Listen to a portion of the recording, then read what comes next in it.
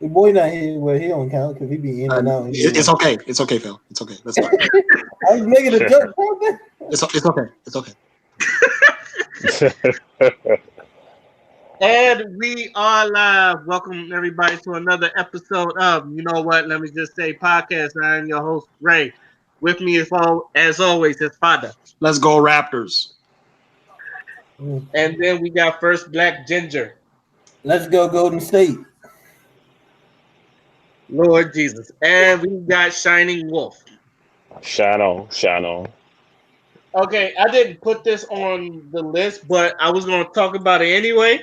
But Boondocks is coming back. And not only that, Aaron McGruder is going to be on the making sure everything is on top of things.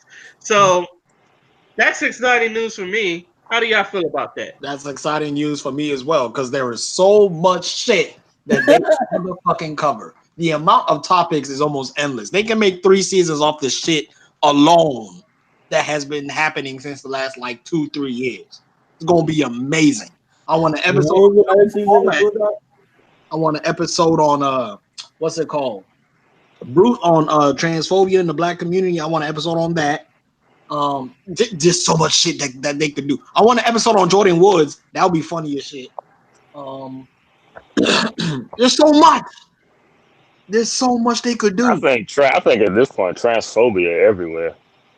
I mean, yeah, but but you know how Boondocks is gonna do it. They gonna make it. They probably gonna make Granddad fall in love with like a transgender woman, and she looks and not know. Right. Oh shit. You know what? You speak that for. I meet a lot of guys that be like, you can tell, and I was like, you haven't met a lot of them. There's some that probably walk past you. There's some that look better than a lot of women out here, and when you find out, you be shocked. You be like, what the fuck? Yo, especially online with all these filters. After watching Pose, I'm scared. I'm scared. I watched the whole season of that, and I'm not gonna lie. There was a couple I was like, yo, he looked like a chick. And I'll be like, yo, that's scary. Especially Miss Candy, because Miss Candy kind of looked like a young Aunt Viv. Yeah. She kind of looked like a young Aunt, and I think Aunt Viv is a beautiful woman. So yeah. So that one, I be like, oh shit, that shit catch it. But yeah, Boondocks need to definitely come back. They should have been back because there's so much social, political stuff going on right now that it would be a sin for them to stay gone. What was it? The last 2 seasons wasn't completely in control or something. Yeah. No, 3. I think 3 was fine. The 4th one is what everyone didn't like because Aaron wasn't in charge. Yeah, there wasn't a whole lot of political stuff going on that was as crazy as it is now. I don't even think that's the thing because I think Aaron just focused on. He's always just been focused on the black community. He's always focused on politics too. If you ever look at his comics is heavily political. Then the Boondocks was a comic strip at first. A lot of people don't remember that. Yeah, I had the comic strip when Riley didn't have cornrows. He had dreadlocks or something else going on in his hair. Yeah, he had dreadlocks. Yeah, but I ain't keep up with him. I just had like 1 or 2. I'm just happy that a black creator got his work back. Oh yeah, definitely. I don't think he got his work back. I just think Universal knew that no one liked the last season, and I think it was like the same way. We gotta bring. I heard Tony is in charge of it now, and it's not with Cartoon Network none of it. So Tony has always been. Tony and Universal, there's always been there. Okay. But which I would like to see. This Jussie Smollett shit. I feel like that shit would be hilarious. If I know we definitely getting one about Trump. Yeah, that's guaranteed. I think Trump is expected. That's guaranteed. I wonder what side for the Jussie Smollett joint. I wonder what side he's gonna be on, or how he's gonna do it about it. I think he's gonna remain in the middle because there's not really like a side. I mean, there's not really like a right side to it. You're right. You know, my best friend was upset because we were arguing about it. He was like, my best friend was like, the dude lied. He was getting locked up. And I'm like, for what? I'm being honest. you know, Go ahead. I don't think that political correctness hits the black community as much, the mainstream black community as much. So when I talk to these street people and people at work, they have no clue what I'm talking about half the time. It'd be like the more progressive, the more like college people who like college, going to college and stuff, and like the nerd community. They are more progressive, and they the ones that like know about that stuff. But the average hood nigga, they don't really follow that type of stuff. They don't really know what the hell I be talking about. Yeah, because they only worried about their circumstances. Yeah. I mean, to be completely honest with you, a lot of shit on the Boondocks went over a lot of niggas' heads. If we want to, I agree. I agree. That's why they were so offended by it, because they ain't quite understand where they was coming from with the topics they was I will say this. Soon as Riley say "nigga, you gay," I guarantee you people gonna have problems with it. There's already memes about it. Well, this is outdated. Huh? They're gonna say this is outdated. They don't understand the character though. That's the but these street niggas out here still like that though. They ain't changed a bit from when I was growing up. Me and my brother got an argument about that a couple times about different things. Steven Universe. I think I reposted an article one time, and it was about a woman talking about dating a guy that was bisexual, and my brother had to be the one who commented, "There's no such thing as a bisexual guy." And boy, did that status explode to the point I was like, I'm cutting off these comments. Like, we can't do this. This is just too much. That's ridiculous. You gotta follow definitions. Definitions of a bisexual person is a person who likes the opposite sex and the same sex. I don't get it. I wish I could find the article because she made valid points. Like, because she wrote it on the basis that she was talking to her best friend or a female friend of hers, and she told her she was dating an open bisexual dude, and her friend said, that's just nasty. He gay. Ain't no such thing." And especially I can never be with. She said her friend said I can never be with a guy who slept with another guy. And her friend pointed out the more times you have sex with different dudes, it's more likely to happen to a dude that was either who experimented, who's down low. You just probably never know. So she basically said, there's a possibility if you are doing it, you don't even know it. Yeah. That makes sense. So, any other episodes y'all think the Boondocks should touch on? There's so many I like lost count. I mean, only ones I can think is ones we probably know that come to straight in my mind, or ones we know guaranteed. Black Lives Matter. Black Lives Matter, yeah, that's definitely one.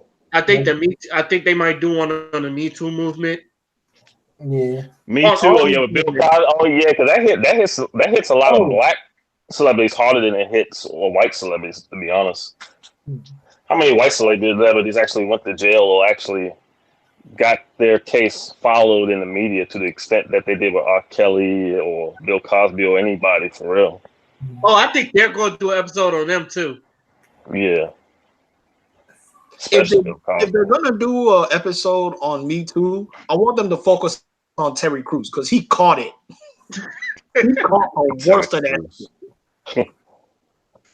Oh yeah, Terry Crews got his nuts. Terry Crews, his nuts broke. And I also want him to his nuts fondled. What's that basketball player's name? Dwight Howard. Him. The Dwight Howard incident. Oh yeah, he is 6'11" bottom. Yeah. Yo, that would be hilarious. And I need at least one stink meaner episode. Oh, yeah. Damn, that goes. I love my president. What? You know, like when Charlemagne he interviewed Uncle Ruckus on the Breakfast Club, people thought that Uncle Ruckus was a real dude. Oh, Yeah. yeah, that dude who was What's the acting dude as that? Ruckus, yeah. No, it's a dude. He just looked like him. Oh, he looked like him. No, they actually thought he was like. Some people actually thought Uncle Ruckus was a real guy. It's like who is Charlemagne introducing this cool ass nigga, and people really didn't know he was like Uncle Ruckus. Oh, you mean the voice actor? No, not the voice actor. Well, the voice actor did do it, but they thought Uncle Ruckus They was a real guy. No, I know they you talking thought about. It was a dude that looked like Uncle Ruckus in pictures, and they and talking about somebody else. they thought that he was for real. They didn't know that was just something that he was just doing for like acting and entertainment. Is that what you're saying? Yeah. Also, thank you, Naja. She just wished me happy birthday, and she said they should touch on the Central Park 5 situation. Oh, they probably will. We see. And but nah, there was pictures of a dude who actually looked like Uncle Ruckus, but the dude wasn't racist. I think he was going around talking to the different people, different white nationalist groups, like people from the Aryan Nation, KKK members. I think he did say he was able to, talk to some and change their perspective a little bit. Ain't that the nigga with the CNN show? Or was that another person? I don't know. There was someone like that on CNN. No. Okay, the dude on CNN was Kamel Bell. It's a totally different person. Never mind.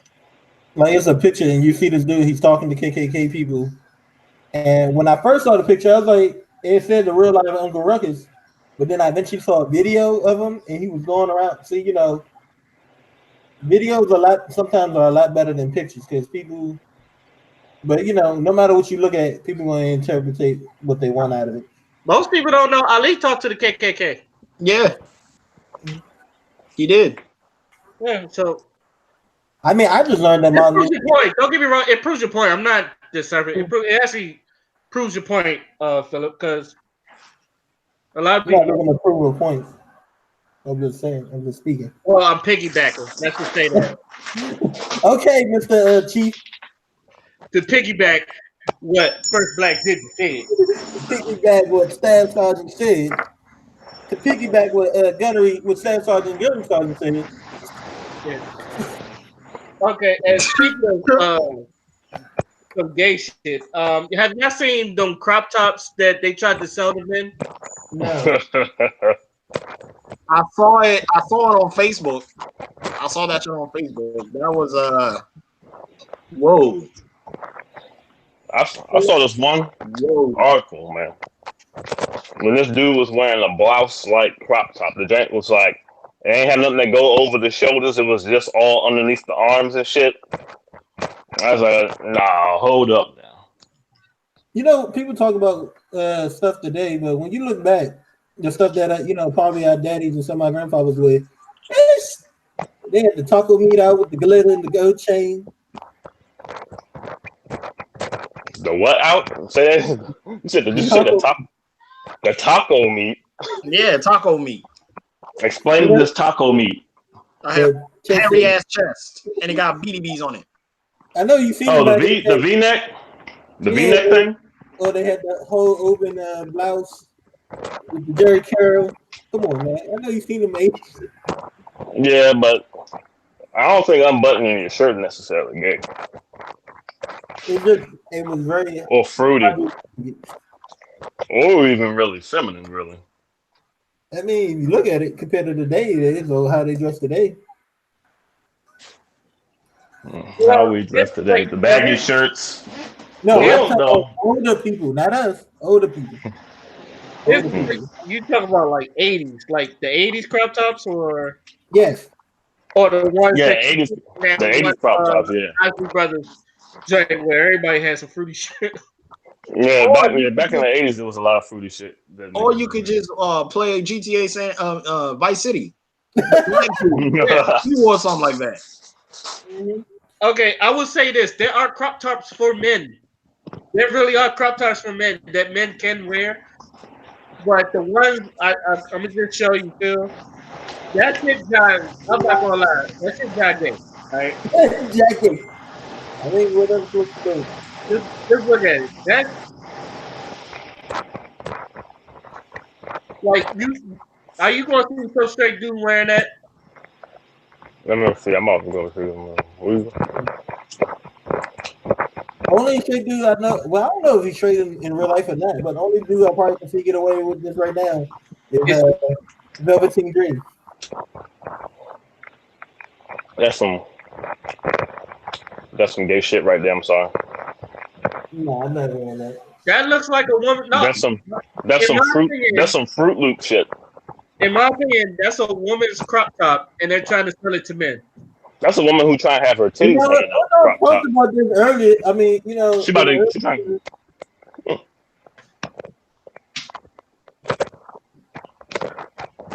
I'm not saying it to be disrespectful. I'm saying it because it's gay. I'm sorry. I mean, if you're in that type of thing, you know, that's cool for you. But I mean, ain't no masculine dude about to be wearing that shit. You know, Shea Butter Twitter gonna kill you if you say that. Ain't no masculine motherfucker about to be wearing that shit. I'm sorry. But you know what? Let me point something out to y'all real quick, because I don't even have an issue with dudes that wear this type of shit, whether they're gay or straight. I don't care, right?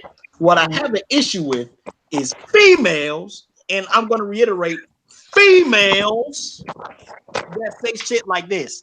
Oh my God, he's so comfortable with his sexuality. What a man. Oh my God. Shut your ass up. Masculinity ain't got nothing to do with your ass. We're not gonna sit here and tell you, oh, because you wear high heels, you're more of a woman. Any nigga who does that suspect in the first place. But anyways, that's not the point. The point is, you should not dictate to us, dudes, what masculinity is supposed to look like. Just like we, as dudes, are not going to tell you what femininity is supposed to look like. You handle your femininity over here, over there, and then we'll handle our masculinity over here. That's all I gotta say. That's what usually attracts the other to the. How I want to say this. Say that again. Hold on, I'm trying to make sure I word it right. But usually, what we consider feminine or what they consider masculine, sometimes is what they're attracted to. Correct? Yeah, that's what I was thinking too. Yeah, so because that's very progressive to say and all, but the fact of the matter is that what women like is pretty much what they perceive as what is. Hold on, I'm trying to word my shit right too. No, it's what we perceive as attractive is what we perceive to be on whoever end it is, masculine or feminine. Exactly. So a man. Let me put it this way. What a man perceives as feminine is generally what he's going to perceive as attractive. So a man has a right to dictate in his own mind what he perceives to be feminine. To a certain extent, because some dudes get a little weird, get controlling with it. I agree with you, but not to. But I agree with. But like, you know how some dudes are. They be like, she wearing that shit. That ain't really that's you not. That's not a woman. That's not a woman. Yeah, no, I get that. Well, I mean, that's his opinion, but I do agree that he don't have the right to like oppose that on somebody else, especially not hard like some people be doing. Yeah.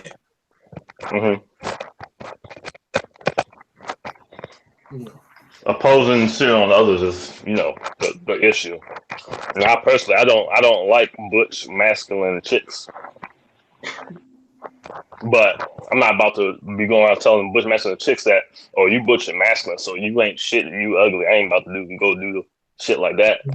Yeah. They do them. I just won't. I just won't holler at them, but I'll leave them alone. right? Like, there's no Mhm. use. There's no need for that.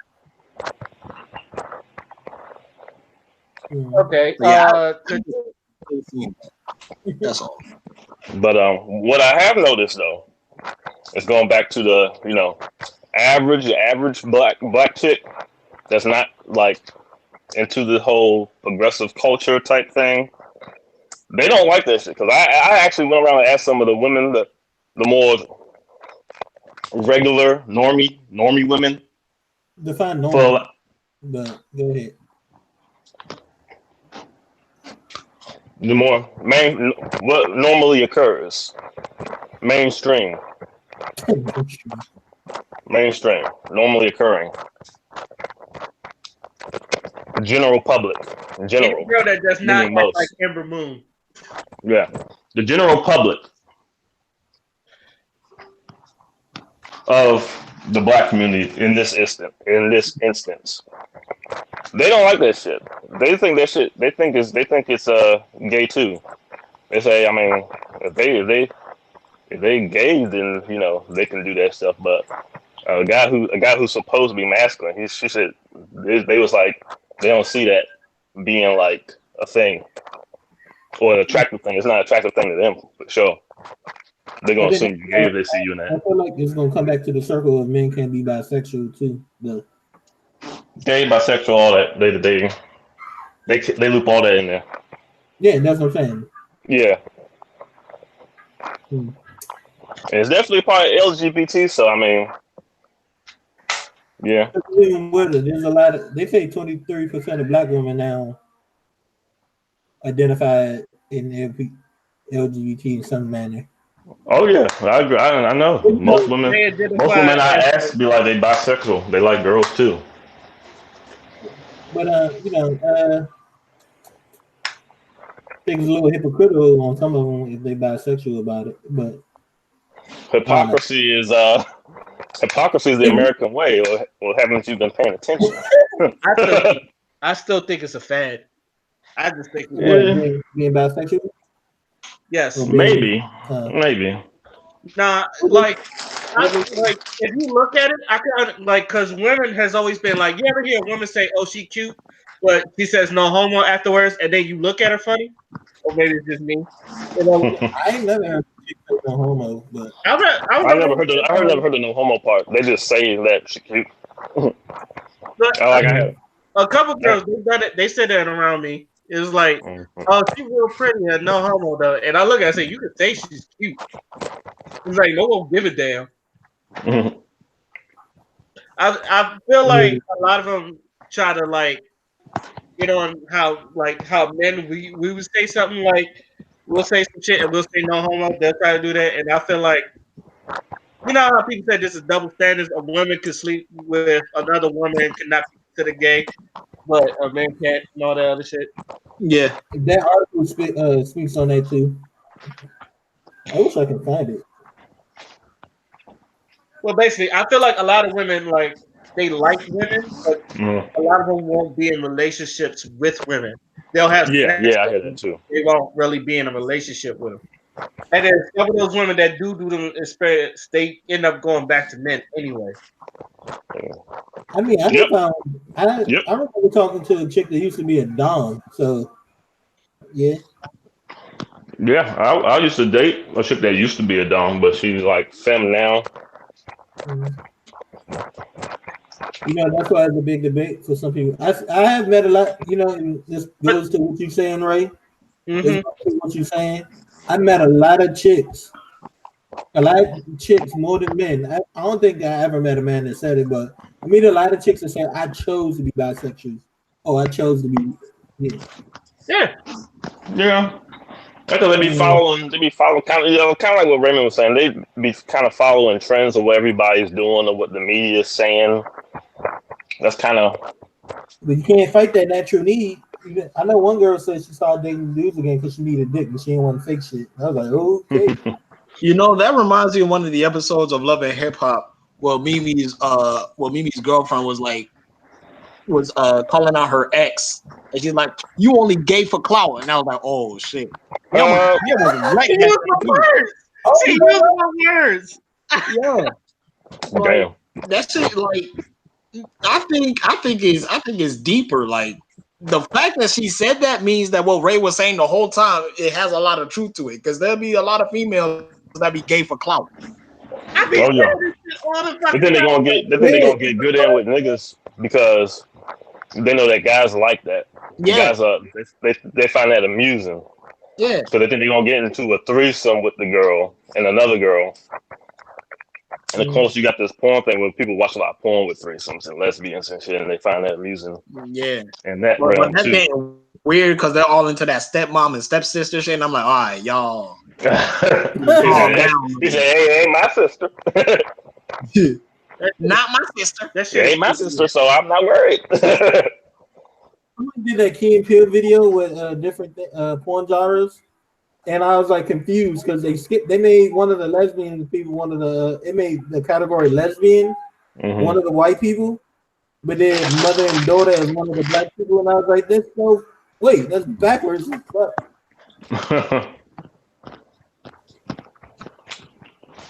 Perverted indeed. But no, you know what? You just reminded me about the clout thing. I remember one of Daylight's interview. I think he was actually being his normal self in his interview. Surprisingly, well, you don't know, Daylight was a battle rapper. When he first came out, he was posing gay. I thought he was gay, but right here it's like, no, he's not. And the more I watched him, I was like, okay, he's not. He is the world's biggest troll. And he said when he was posing gay, a lot more doors opened up with it for him. But when they found out he wasn't gay, a lot of them doors closed. So that cloud thing, a possibility that people are doing it because they think it's gonna get them somewhere. That's why I still think Tyler Creator's straight. But Still, Well, This is still. I'm holding on to that. I think that's a hill I'm gonna die on. Okay. Like, if I'm wrong, I'm wrong. I will admit I'm wrong. But something about that, it's just like, I don't believe it. I mean, you're not the only one because they say he tweeted that I'm coming out the closet. And people like, nah, Tyler, you're too much of a troll for us to believe anything.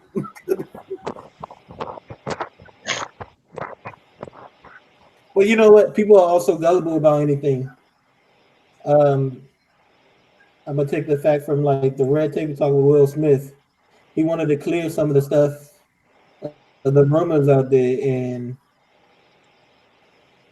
he said, what did he say? He said no. He started to. I mean, Jada cut him off, but one of the first things he got out was like, "We're not swingers."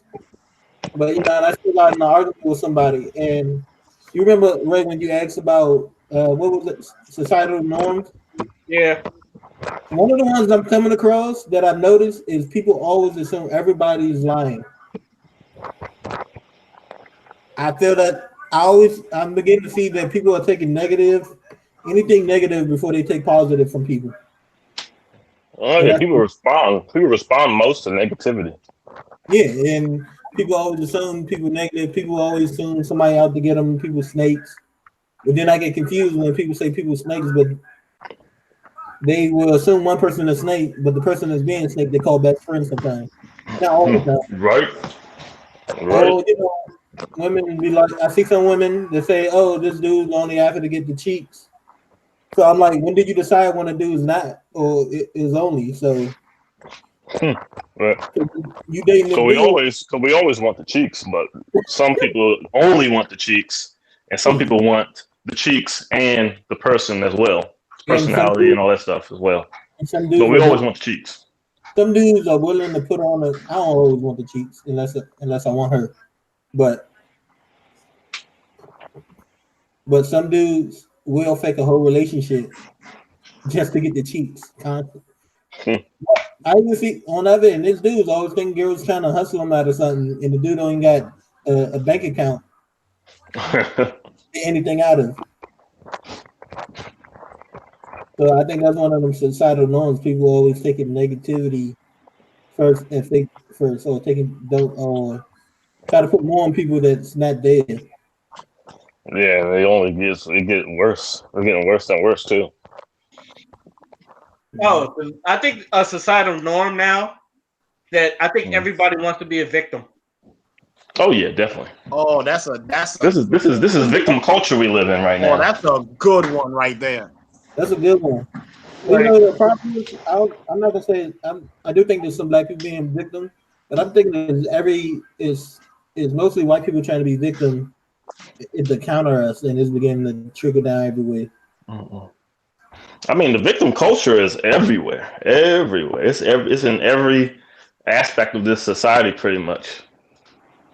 If I had to pick a people that does it the least, I would have to pick Asians, or With the victim mentality, maybe like not. with the victim mentality. Yeah, yeah. But I see Hmm. white people doing the victim thing. I see black people doing the victim thing. Black women, black men, white men.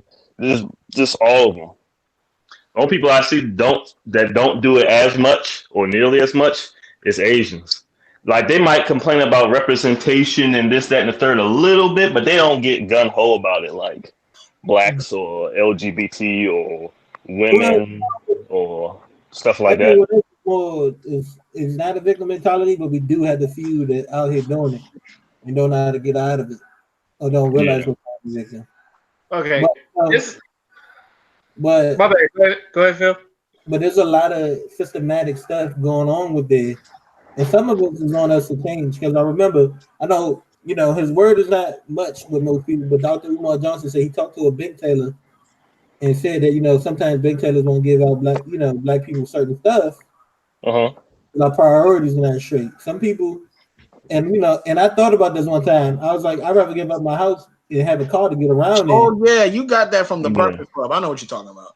Yeah, And and Dr. Umar Johnson, yeah, Dr. Umar Johnson, I think that the messages he was giving and the points that he was giving was valid, but that don't mean that he wasn't doing his dirt as well. But a lot of the points he was giving was valid because he was not the first or the only one that's even saying that stuff for real. Which is why I have an issue with a lot of people that like want to dismiss him so quickly. I'm like, yeah, I understand he has dirt. I understand he's Yeah. not the most perfect nigga. But you're not gonna sit there and say the shit he ain't saying ain't true. A lot of the Yeah. shit he says is true. I mean, people. I think one of the things people get messed up, and I thank God for being in the military to help me because I had somebody tell me. He said, one of my combat instructors.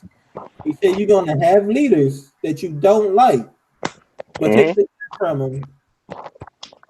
Yeah. Take the. Take the good from them, and and take that and put that in your thing to be a better person, better leader. With Umar Johnson, Hello.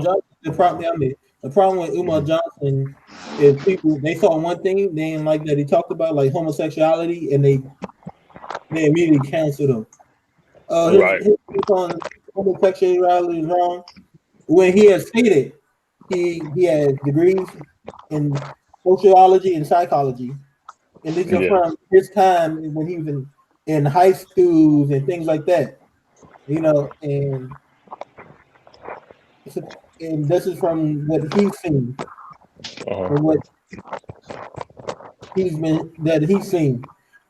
And people just like, oh no, that's wrong. But what is y'all credit to say that he's wrong? Where you getting the Mm-hmm. He actually had a debate about that. There was a radio station host that was debating him about homosexuality, and he kept reiterating, he's like, it's listen, I don't. It's not that I don't like homosexuals. Number one, I don't think it's progressive for the black community, and number two, the LGBT community takes from the black community themselves. That's all I'm pointing out. But everyone wants to call me homophobic, and I'm like, I listen, agree with that. I agree listen with that for the to most what part, though. he's saying. Like, if you listen to what he's saying, he's not saying kill all gays.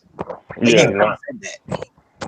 He's just saying he don't want to promote it and trying to build up the black community. Yeah.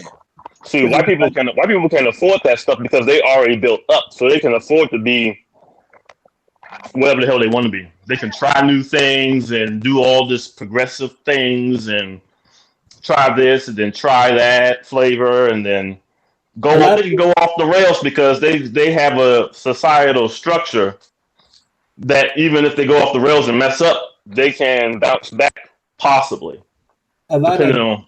But black people, we don't have room to be doing all types of crazy shit. one of the problems is all the division they're giving us and making it hard for us to come together because everybody wants to throw a person off just for one little thing, like they did Umar Johnson. Mm-hmm. I know some people call him misogynist. No, Thompson grabbed his left knee. Uh-oh. Uh-oh. But Just, but we can get out of this probably. I mean, we can battle systematic racism because we did it before in the past. I mean, slaves started to come up. We had Black Wall Street, and I'm sure there's a lot of more stuff that I'm not sure about that I haven't heard about because they keep it under wraps. mm-hmm. But the problem is everybody divided on certain things on PC culture, what it means to be black, which is an interesting debate. Yeah, I think a lot of that is. I feel like the more and more everybody wants to be separated, especially I think most people like the one thing we shouldn't do is separate ourselves or like Mm-hmm. even like you know how like there's alternative blacks and some people go, you're not black, we shouldn't be doing that as a community. We should accept every type of black as black because each and every one has their own like personality and we should accept it. We shouldn't be just one type Yeah. of black. Like Yeah. that's the one thing I feel like that's always been like hurting us because Because there's like a feminist to me, there's a feminist black movement and me personally, this is just me personally, I just don't think black women need to be feminists because you really shouldn't you really can't tell a black woman what to do. That's always been me. That's always been my opinion. You know, the more every time I do talk to a black woman that's become a feminist, eventually the more research they do into it, the more they move away from it, and they start to move to another branch. I don't know if you want to call it a branch of feminism, but they move more into womanism. Yeah, yeah, womanism probably better because white feminism is more of a is a kind of a borderline anarchist type of mind state.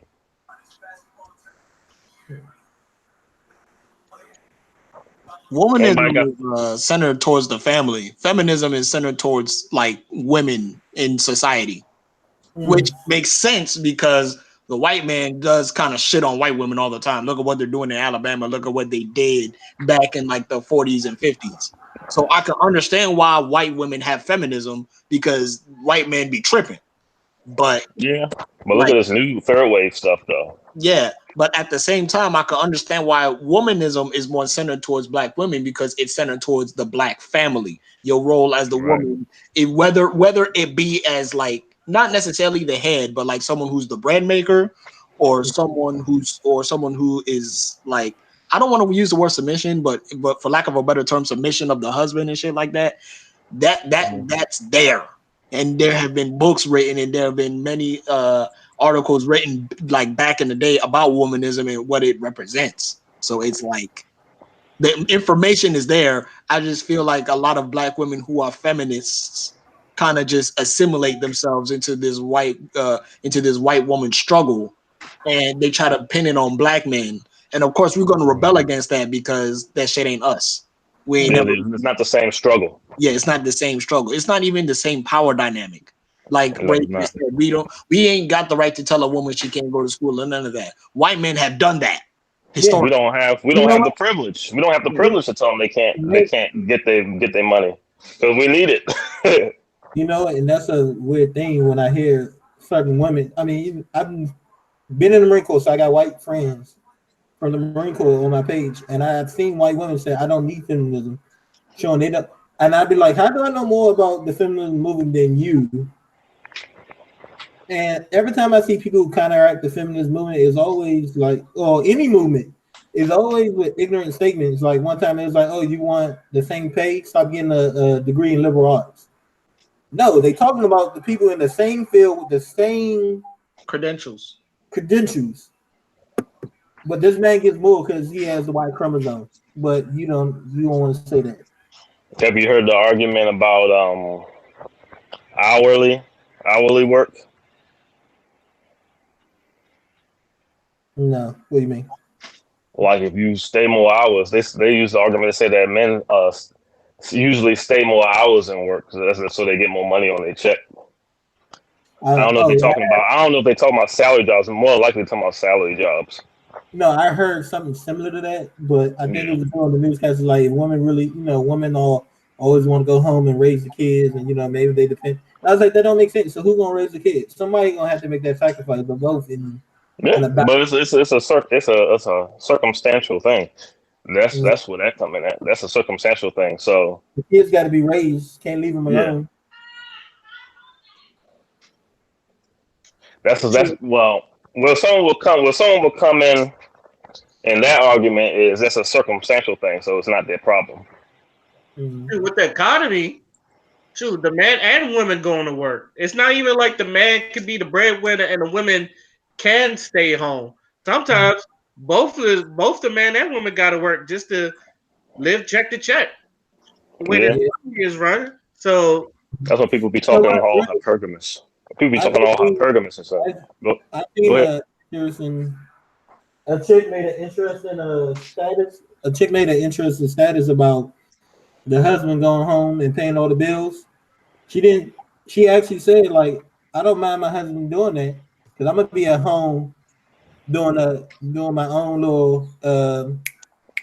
little small business or something. Entrepreneurial type of thing. Yeah, in some form of manner. And I see a lot of women doing that. I see a lot of men doing it nowadays. Entrepreneur the way to go.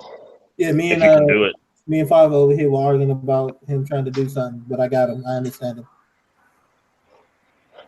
I've been pushing black entrepreneurship. Everybody knows that. I've been pushing that shit since like the start of this podcast because I know this year it's been really, really progressive, and I feel like in 2020 it's going to just get even better. So I'm always pushing. I've been seeing it in the past few years, but my first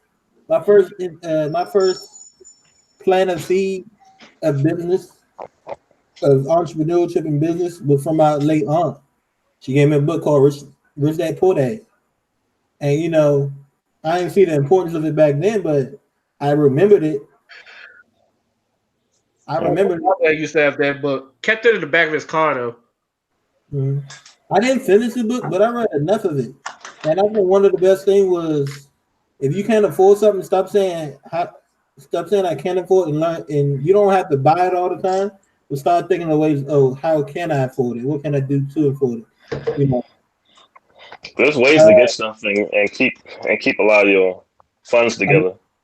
Another thing, because the dude who wrote the book, he said he had two types of dad. That's why it's called Rich Dad Poor Dad. He had his biological dad and somebody else. I forgot who he said it was. I think it was a friend's dad or something, and it was about making money. And he compared them to like his mother, like how his father said,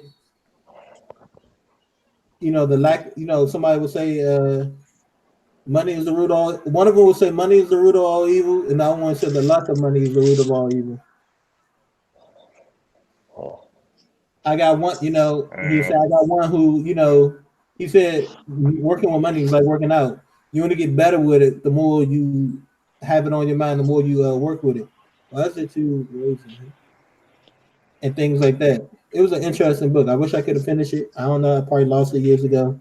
I was like 12, 13 when she gave me the book. Yeah, I think that creates a form of victimhood in itself a little bit. What? Like going to entrepreneurship, right? And I'm gonna explain why. Because you'll hear a lot of people that want to get into entrepreneurship, but they have one of the two following sayings. Oh man, I can't do it because I ain't got enough money, or the classic one is, man, I'm so tired. I just don't have the energy, shit like that.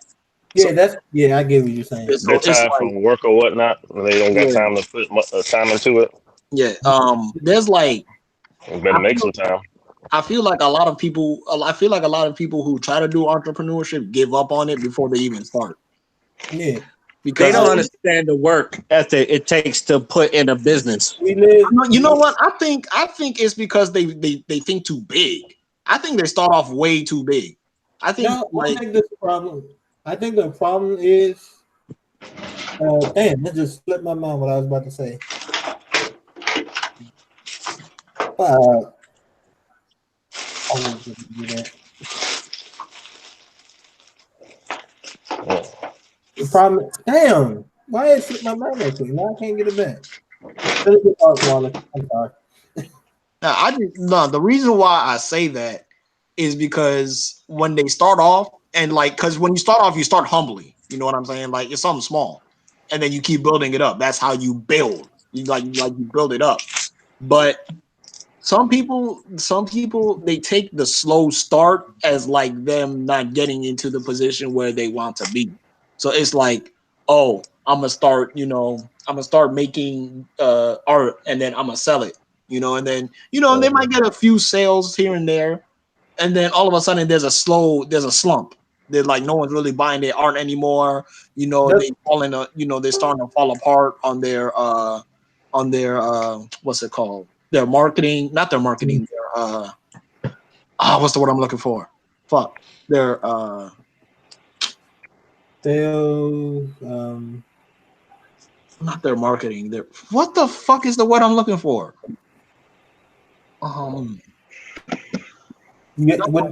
what does it deal with? Like talking to people. Networking. Thank you. Fuck. Anyway, like Okay. Everybody's I was dead ass over here just drawing blanks. Like what the fuck is that word? Sometimes you gotta go to the definition of the word. So Yeah, it's like that was weird. But anyway, yeah, like their networking falls apart, like they're in a slow slump. And then, in order to get out of that slump, you either gotta change the way you're doing it or you gotta drastically improve on your craft. And they probably they'll do one but not both. you know, And you then know they'll what, like fall apart. you know what, Wallace, you're correct. That's what I was getting ready to say is that people people are scared of the ugly side or don't realize what the ugly side is. We live in somewhere where we get stuff instantly. We in different parts of the whole DMV talking to each other right now, connecting to the rest of the world on YouTube. And some people want that instant gratification, not willing to put in the work. People want people want shortcuts. And I listen to a lot of Dr. Eric Thomas right now, motivational speaker, but he's just not a motivational speaker who tells you if you think like this, you get it. He actually gives examples, and the more he spends, he talks about the ugliness it took him to become from some random dude speaking at a high school gym to being the number one motivational speaker over people like Tony Robinson, over Les Brown. And he speaks about the ugly side. They said this times we ain't had money, we ain't had time to pay people, but you know, um, people don't want to take the time to do that and build up. Or some people feel like they did it long enough that it's sacrifices. A lot of people don't want to do sacrifices, and that's just not what entrepreneurship is. A lot of things, but the far part on money. He has a person called Toby that comes in and speak about money. The dude was a Chicago police officer. They call him the 9 to 5 millionaire because he took some of the money from his police job, right? And he went and started investing into retail. But not only that, he's learning how to teach his kids that. They kids, they're young. So he said what he would do instead of giving them, he'd give them allowance, right? Ask them what they want to do. Do they want to put it in the bank or what they want to do? First time he said they say put it in the bank. He said okay. At the end of the month, he come and give them the little $25, the little 25-cent interest that they accumulated, right, or whatever it was. Then he was like, okay, next time I'm gonna take your allowance. Let me put it in this. And now, they not. I give them that little $5 allowance, but once I invested it, they got this. Some of it is not learning it's not the problem with entrepreneurship is people don't want to always make the right sacrifices or sacrifices at all. And people not sure how to use their money or rebrand it. People always got to have the latest stuff or something, or I'm over here trying to crunch numbers on, I get a fixed income a month. I'm up here trying to figure ways to crunch numbers so I can get my credit card down and stuff. I called my aunt up and was like, hey, is there room for me on your account or not? Or, I'm thinking about cutting my cable off in a way, like maybe just dropping down to some internet somehow. That probably save me like maybe $120 a month, so I can put it in the like argument about you doing when we were talking about the eBay thing. You already knew I was trying to get at, like, do you really want to do it or not? But I know your mentality, so I know you probably figuring out ways to do it. If you don't want to do that route, but some people don't want to do nothing at all. And sometimes you gotta take necessary steps back to move forward, and some people don't want to do that. Like when our school got shut down, all the people who was like the school shut down, I don't want to start over, but it's like you either start over and go and eventually get somewhere, or stay here and be stagnant.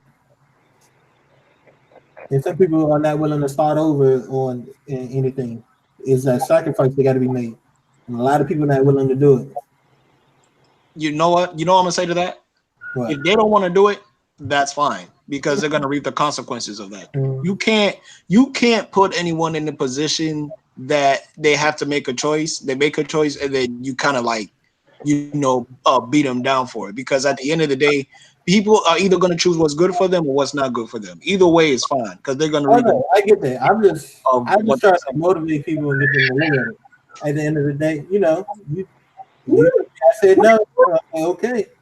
But I'm pretty sure, because I feel like it takes a certain type of person to respond to motivation. If if someone is talking to you and trying to motivate you, and it actually lifts your spirits, then it's gonna work for you. But a lot of people, if you try to motivate them, or if you try to speak that motivation, 9 times out of 10 it might go over their head, because it's not that they not trying to hear it, but it don't resonate. They got to be ready to receive. Yeah, they gotta be in a position to receive that. You can't be in a slump. Someone says some motivational shit to you, and he's like, "Oh, I feel empowered now. I'm gonna go get that job." Otherwise, a whole bunch of people will be out there getting jobs. But people nowadays, I don't even think they even really want motivation. They just want a way to feel fulfilled. And sometimes, like, words aren't enough, or sometimes someone being an example is not enough. That's something that they gotta work within and work with internally. I could come up here and say a whole bunch of shit. You could come up here and say a whole bunch of shit in really good positions to say it, because we've done it and we see how it works for us. But if those other people, if they feel like they're not even going to try. So it's like it's not even really like a slippery slope, but it's selective. Some people gonna get it. Some people gonna get it. A lot of people aren't gonna get it. But sometimes you just gotta plant that seed, and hopefully one day it is going to sprout. Like I said, my entrepreneurial thing started at 12, 13. But at that age, I wasn't really ready to accept it. But at least it was there. Now I'm there, I'm getting there now. That's all when I try to talk to people, like, you can either be stagnant or go, and it's up to them to, like you said, decide. Yeah. That's how it is with me. Decide. You want to do it, fine. You don't want to do it, fine. I was there. And let me just tell you this nugget: if you take it, you take it. You don't, you don't. But see, that's why I like the certain motivation I listen to. He just don't be trying to drop nuggets and stuff. He give you examples on how to start it. I think the first video, and I think it's one of his most popular videos. He's at I'm gonna send it to y'all, but it's called The Story of the Man and the Guru. The man went to a guru and said, "I want to make money like you. I want to be successful like you." And the guru said, "Meet me at the beach." And when he met him the man came to the beach, the guru said, "Come to the water with me." They go out to the water, and it's kind of high. And the man get out there, he's like, "What we doing out in the water? I'm trying to make money." He's like, "Come on, okay." When he got to the guru shoved him under the water and held him down for a little bit. Then let him up and asked him, "What did you want us to do when you was down there?" And the answer is breathe. And the I dude feel said, like I heard this before. "You probably had." It's usually like shared through Facebook. I've heard this before too. Yeah, and it was It's way spread by. different when we heard of Eric Thomas. Yeah, if you heard it every time, you probably definitely heard it before. But then, at the end of that little story he told him, the breed, Eric Thomas gave ideas. He's like, if you want to be a better writer, and I probably told y'all before too. He said, if you want to be a better writer, you got to write. You know what I'm saying? You got something going on, you want to do better, go to your teacher, go to the professor, because you got to call it. Go to the professor and talk to the professor. Don't let him send you to the teacher assistant. Don't let him sit here. Like, I'm here to talk to you, not your assistant. I can't be better at this. Now, some of this is hard because some people are not, that confrontational and that forceful. You gotta, or he said, turn your cell phone off, leave a message, tell people to get back to you at a certain time, or you get back to them when you can. But in the last one, another one, he just speaks of sacrifice. Every time he talked, he mentioned like you got to learn when to sacrifice. You got to sacrifice. You got to sacrifice a lot of stuff you don't want to in order to make it. He did, he was homeless, and there was a lot of stuff going on, but he made it at 50 something. He's down to number one motivational speaker, but he didn't get there overnight. It took him years. You know what I'm saying? Took him years. Then it took him, took him getting a team, then learning having that team trust him trusting in his team when he didn't have the money to pay him, but people don't want to do that, you know what I'm saying? And that's the problem. Some people just don't like the ugly side of entrepreneurship. It's not an easy ride. It's not like you go to your job, do your job, and go home. It's 24 hours, 7 days a week. Now, I found out very early that 9 to 5 life was not for me. That's why I'm like, not that I won't do it, but like, no. That should steal your soul. If I can avoid it, I will. That should steal your soul. I think that's where you work at and who you work for. It depends if it's something that you want to do. If it's something that you okay with doing or happy doing, it's not as bad. But if it's something that you just doing just so you can make ends meet or make some money, then or like Walmart. I worked at Target and I was having fun at Target until the one day they screwed us out of a raise. They didn't let our managers do it. But one thing I took from my grandfather before he left this earth was he told me, my grandfather, amazing man, worked his butt off. He just didn't get the entrepreneur part down, but he worked for a guy at a company, at a construction company. And this man relied on my grandfather so much. My grandfather told me he left the company, and the dude almost went bankrupt when he left. He came back, and when my grandfather passed, this big old husky white dude cried harder than my grandmother when my grandfather died. He ended up selling the company when my grandfather died. I just wish I had the knowledge down and asked my grandfather what to do and how he worked it. Because he was the real entrepreneur that I had, but he just didn't have his own company at the time. You know how much it takes. You think how he was such a big part of that man's company that the man had to sell it when he passed away. He couldn't keep going. Some people say, "Oh, you part of the company." Certain positions and stuff is like, "Oh, once you die, they got your thing. They got your job posted on Indeed and Monster and whatnot the next day. They got to post them for it the next day as soon as you die." This man sold his company when my grandfather died. So I always learned to take value in your work. Give 100%, even if you don't like it. Somebody's gonna notice it. Every time I should give 120%, but at first I learned was 100. Somebody's gonna notice it. You're gonna get something. I was with my best friend driving in he was doing Instacart one time and I was driving with him. And he got somebody that he went in there, he told me not to talk to him while we in the store unless I'm helping him find something. And we got to that house and the lady was like, "Ooh, that was fast." And she gave my man said it was almost a $20 tip because he got there so fast. But that's just because he always takes pride in what he's doing. So you just gotta take pride. I mean, it's gonna be a stepping stone, but I always learn you do your work, nobody can take your shit.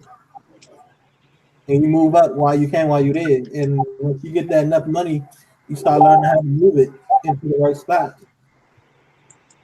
The 9 to 5 millionaire.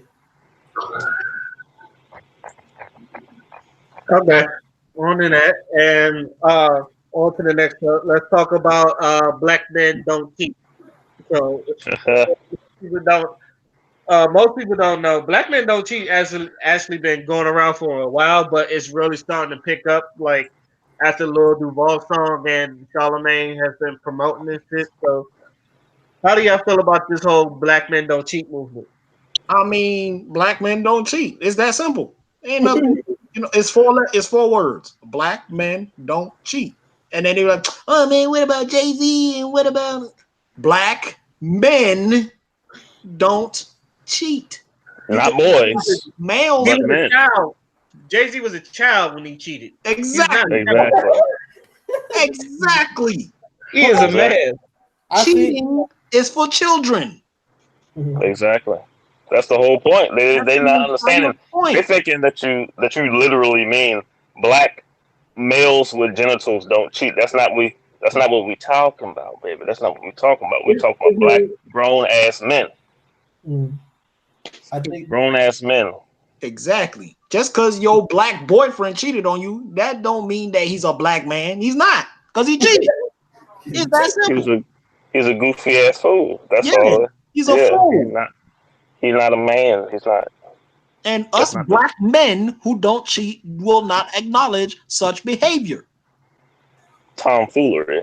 Exactly. So when we say black men don't cheat, take our word for it because we're black men. We set the example, we set the standard. And since we don't cheat, we expect that out of everyone who claims themselves to be black men.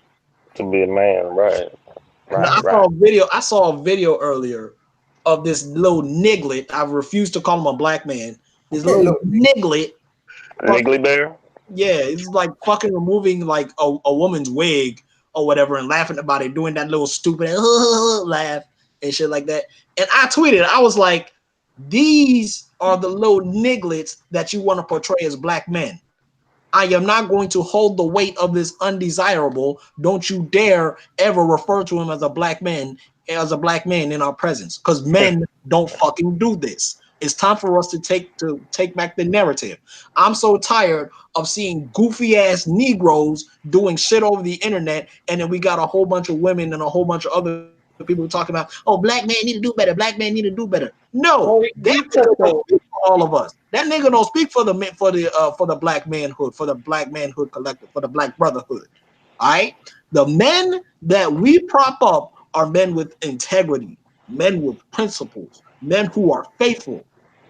Those are the type of principles that we uplift in this here brotherhood. So you're not gonna come up here posting these little videos of these little nigglets fucking ripping wigs off and calling women bitches and fucking and dipping and doing all this other degenerate ass dumb shit and then saying, oh, black men need to do better. No, not anymore. You are not going to place this undesirable into our midst. The black brotherhood, black manhood is a selective club, only reserved for men with principles. And that's what we're doing with this whole black men don't cheat shit. So if you are a black male, if you are a black human being with the XY chromosome and you cheat, you are not a black man. It is that simple. Principles and integrity is definitely what's needed. And one thing about manhood is that your integrity and your principles can't be swayed during the changing tide of culture. Exactly. Because culture and society changes all the time, but you should stand firm, like Captain America said. Where everybody else is telling you that you're wrong, don't move. Tell them to move. Exactly. You remember that scene what was it, Civil War? Wait, what scene? There was a scene on Civil War when he was talking about his stance on the amendment they was trying to pass about Oh yeah, the the hero Sokovia registration. Accords, I think it's called. Yeah. Say it again. The Sokovia Accords. Yeah. And he was like, when you know that something's right, and everybody's telling you that you're wrong, you can't like sway on that stuff Yeah. because you got a certain set of principles that you follow, and just because everybody else sways and moves with the tide, you got to stand firm.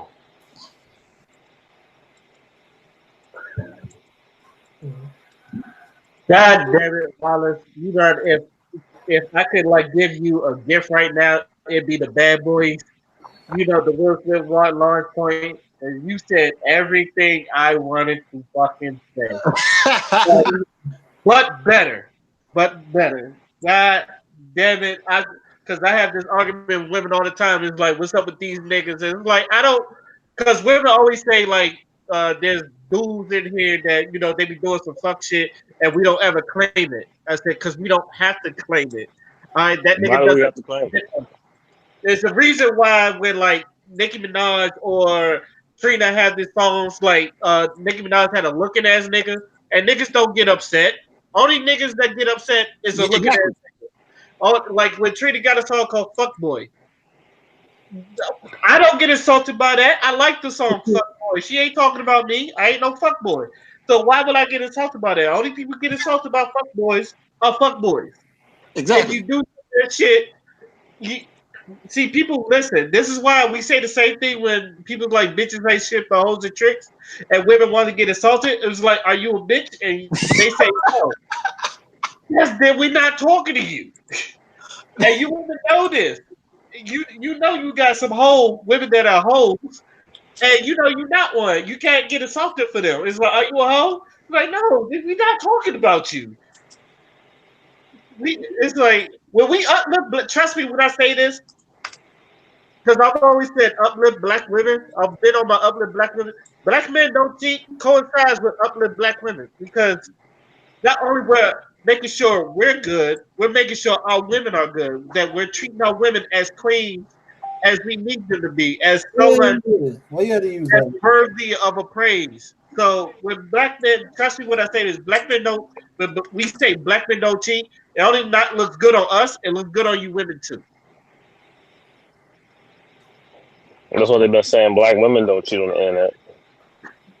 I've been saying that too. You haven't been saying that? Let them have it. Yeah. At first, I didn't know what it was about until I found out that it was a movement. If black women want to say black women don't cheat, let them have it. Yeah. Yeah, that's a good thing to stand for. No, It's no. not. A It's whole a, bunch it's of women now are saying they on their hot girl shit. Oh, They on the that's. hot girl. Yeah. I think this is. You know what's funny, and I say this all the time. Hot girl shit, or as I like to call it, whole season. Because I know they want to call it hot girl shit, but I call it whole season, and I know a lot of other women call it whole season. It's so to me, it's so funny because when we're promoting black, I'm not saying all women do this, but when we're promoting black men don't cheat, and you see men doing like we're promoting shit like us being in church or men being around circles praying on each other, or men telling other black men don't cheat. You get the other side of the spectrum where I seen this Instagram video and there was like 4 strippers in the morning going on a train and they shaking their ass at random people. One of them girls was not a stripper. She was a comedian. That's what I sent you. Which one? That one? Yeah, the dark skin girl in it. Was she on that subway? Yes, it's part of her skit. She's a comedian girl. It still proves my point though. Okay. Lil Duval is a comedian and he's promoting black men don't cheat. We don't know what to say about it. Man. Okay. It's culture to but we are. I can't hear you. It ain't worth it. Go ahead. Continue your point. Anybody else want to say something on the Black Men Don't Cheat? I mean, yeah, I agree with you because we over there, we over here, we promoting. I find it very interesting that women can call themselves boss ass bitches, but when a dude wants to say that he's a nice guy, he's not allowed to say it. Oh, you a liar. Oh, you ain't shit. I find that very, very interesting. That's the toxic culture that's been pushed. That's been pushed. That's all that is. Yeah, and it's like, okay, so you can call yourself a boss ass bitch all you want. You can claim that all you want. Soon as this nigga who knows himself, who's probably developed himself, he probably got a nice little apartment that he paid for by himself. He probably got a good job that has benefits. He take care of himself. He calls himself a nice guy because he got that confidence, and all of a sudden he's not allowed to say that.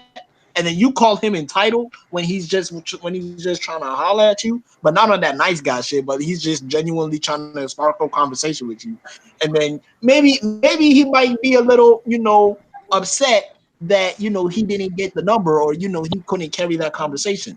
That's natural. That's what a lot of people do. Girls do that too when they can't get a guy that they've been eyeing. But they don't want to approach because there's this narrative that women should just never approach dudes that they're into. But this dude had the confidence to go up to you, say what's up. He might be a little disappointed that he ain't go nowhere because because he wanted it to go somewhere. And then you gonna call him entitled just because he thinks that he's a nice guy, but you can call yourself a boss ass bitch. The wahala. That's a whole bunch of nonsense. That's the toxic culture. The culture. The media is trying to separate people. Why? Separate people is a weak people, and they're people that's easy to control. United as one, divided we fall. United we Oh yeah. stand. There's a reason why these sayings exist, baby. There's a reason. There is a reason why these sayings exist because they hold true. You can follow all that modern shit that you want to do, but sometimes you gotta keep it old school. And there's a reason why those old sayings exist. And the older I get, the more true I find them to be. Yeah, a lot of those sayings I got from black women. Black They're women, old, yeah, but they're right. old black men. And when I was a kid, I was like, yeah, whatever. But the older I get, the more I find that shit to be true. Yeah. What's it? Life will teach you. If you ain't find out yet, you will later. One thing. A brother taught me. An older brother taught me. He's like, bitches don't buy brands, they buy the label.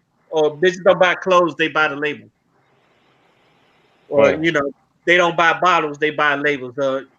Like, Oh um, yeah. you So can have a yeah. regular T-shirt on, you could be nothing. But if you got on that Gucci, the Louis, or something like that, that designer shit, Generally, people are like, yeah, that's true. Yeah. I've heard, and old women told me, what a dry purse and a wet pussy don't mix, which is my favorite. A That's woman, a great fucking thing. I told a chick that because she kept on asking motherfuckers for money on the internet, and I was uh, like, I was getting embarrassed. For like, look, you need to stop doing that. I mean, why don't you sell some news or something? If you're that pressed for money, there's very fast and easy ways to do that without even leaving your house. Ray, I feel like when you said that, you were thinking about Aquila. I was Akila. Who's that? It's a girl. It's a girl from the school. Oh no, I don't know who that is, but or do I? Do I? no, Nah, you you don't. know. No, you don't. Okay. This girl asked me to pay her $200 phone bill. Straight What you up, gonna do? What was you gonna do for that too? For that? nothing. Here's the funny part. My response was, "We not fucking." Mm-hmm. I am going to. She said, "We ain't." She said, "We ain't gotta have sex for you to do all that," and I laughed at her and walked off. We ain't fucking. We ain't fucking. I ain't paying shit. The most you can ask me for is a sandwich. And the funniest part is she actually tried to set someone up for rape. Oh yeah, how'd that happen? Because I don't remember the exact details, but she was like, I think she was near the bathroom or whatever, and she was trying to get her dude or whatever to do something, and when he wasn't cooperating, she just started calling out rape. She just Oh started yeah, crying rape. yeah, that's fishy. That's definitely fishy. That's Oh, fishy behavior right there, for they were sure. about to beat her ass.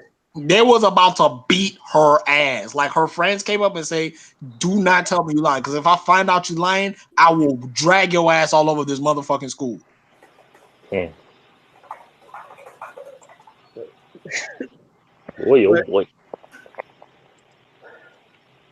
there's a lot of things. I feel like there's a lot of things like it could be prevented, but I was, every time I hear dry person, the wet pussy don't mix. That is one of them. That was another one. Ain't nothing open at 2 o'clock besides McDonald's and Ledge, fast food and Ledge. if you out around 2 o'clock, you trying to, especially on the weekend, you trying to get into some shit. That's for sure. Okay. And speaking of that, I guess this is we can get into that Keanu Reeves because I know you want to talk about that Keanu Reeves shit. There was an art, and I think a lot of y'all that seen the article, because I put it in the chat. It was an article that when you see Keanu Reeves, he takes pictures with women, he doesn't touch them, or his hands is somewhere like in the air where you can see it's visible. He's not touching them, and a lot of people I find it smart, but at the same time, I find it kind of sad because for one, they invaded his space. He's probably like minding his own business, and this women probably invaded his space, asking for picture or autograph or something. They all up on him. Every picture you see, like they're either all up on him or like cordially like close to him, and he just got his hand out like that, just so I think at least a lot of people's opinion that he's not trying to catch a groping charge like Cuba Gooding Jr. and like other people. So, what do y'all think about that? I think Keanu Reeves is a smart man. He Hmm. he knew, he peeped the game, so he's like, you know what? I'm just gonna keep my hands to myself. A very simple concept that a lot of people seem to overlook. A very Very, simple what? You said very simple what? I missed the last word. very, very, very simple concept. Keeping your Yeah. hands to your goddamn self. You know what I'm saying? And Yeah. it's sad that in today's age, an innocent hug or like an innocent tap on the shoulder is grounds for you to get a sexual assault charge, or like them little charges that the Me Too movement like to prioritize, which I understand, of course, because there's a lot of people in Hollywood that have gotten away with a lot of scummy ass shit, but we need to learn the difference between what is innocent and what is considered predatory. Harvey Weinstein was predatory. You know what I'm saying? Like a Well, dude, Harvey Weinstein wasn't just hugging people in pictures either. exactly. You know what I'm saying? But like the case with Aziz Ansari and little situations like that, where sometimes the cues aren't obvious, or like the communication isn't obvious, or it's not being consistent throughout. Like I feel like with those type of situations, they just got to charge it up to the game, because not everyone is going to be on that same wavelength. You know what I'm saying? It's going to take some people longer to catch it. It's going to take some people instantly to catch it. So, and I'm not saying that to be an apologist or nothing like that. This is just how it is.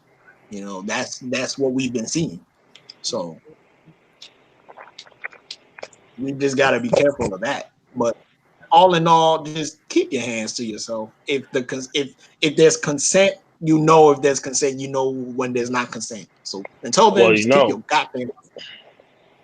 Yeah. So, if this is how you know our society is real fucked up right now. Especially when it comes to social dynamics. How are these people, or especially these women, how are they saying that he's just respecting women's bodies when these women are touching him? They got their bodies pressed up against him. They probably have their hand on his back like most people do when they taking a picture with you and they real close up on you. Like these women are literally got their chest and sides pressed up on this guy, and he's got his hands out like I ain't touching, ain't touching. They touching him.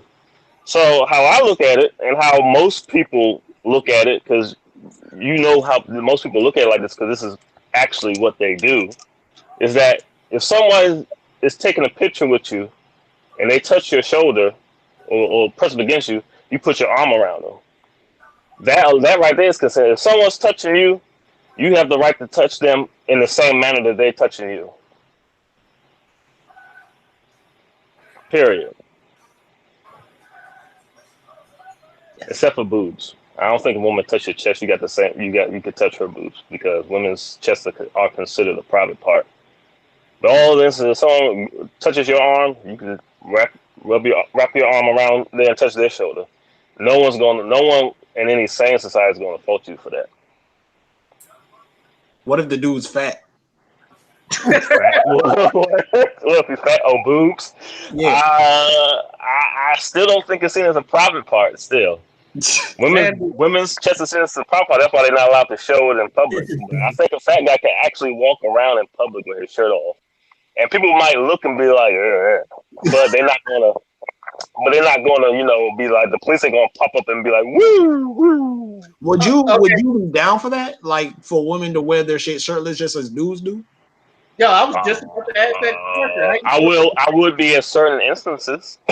Like I personally don't want to see like old saggy titties or young saggy titties for that matter walking around. But I mean, I ain't going to mandate that they can't do it either.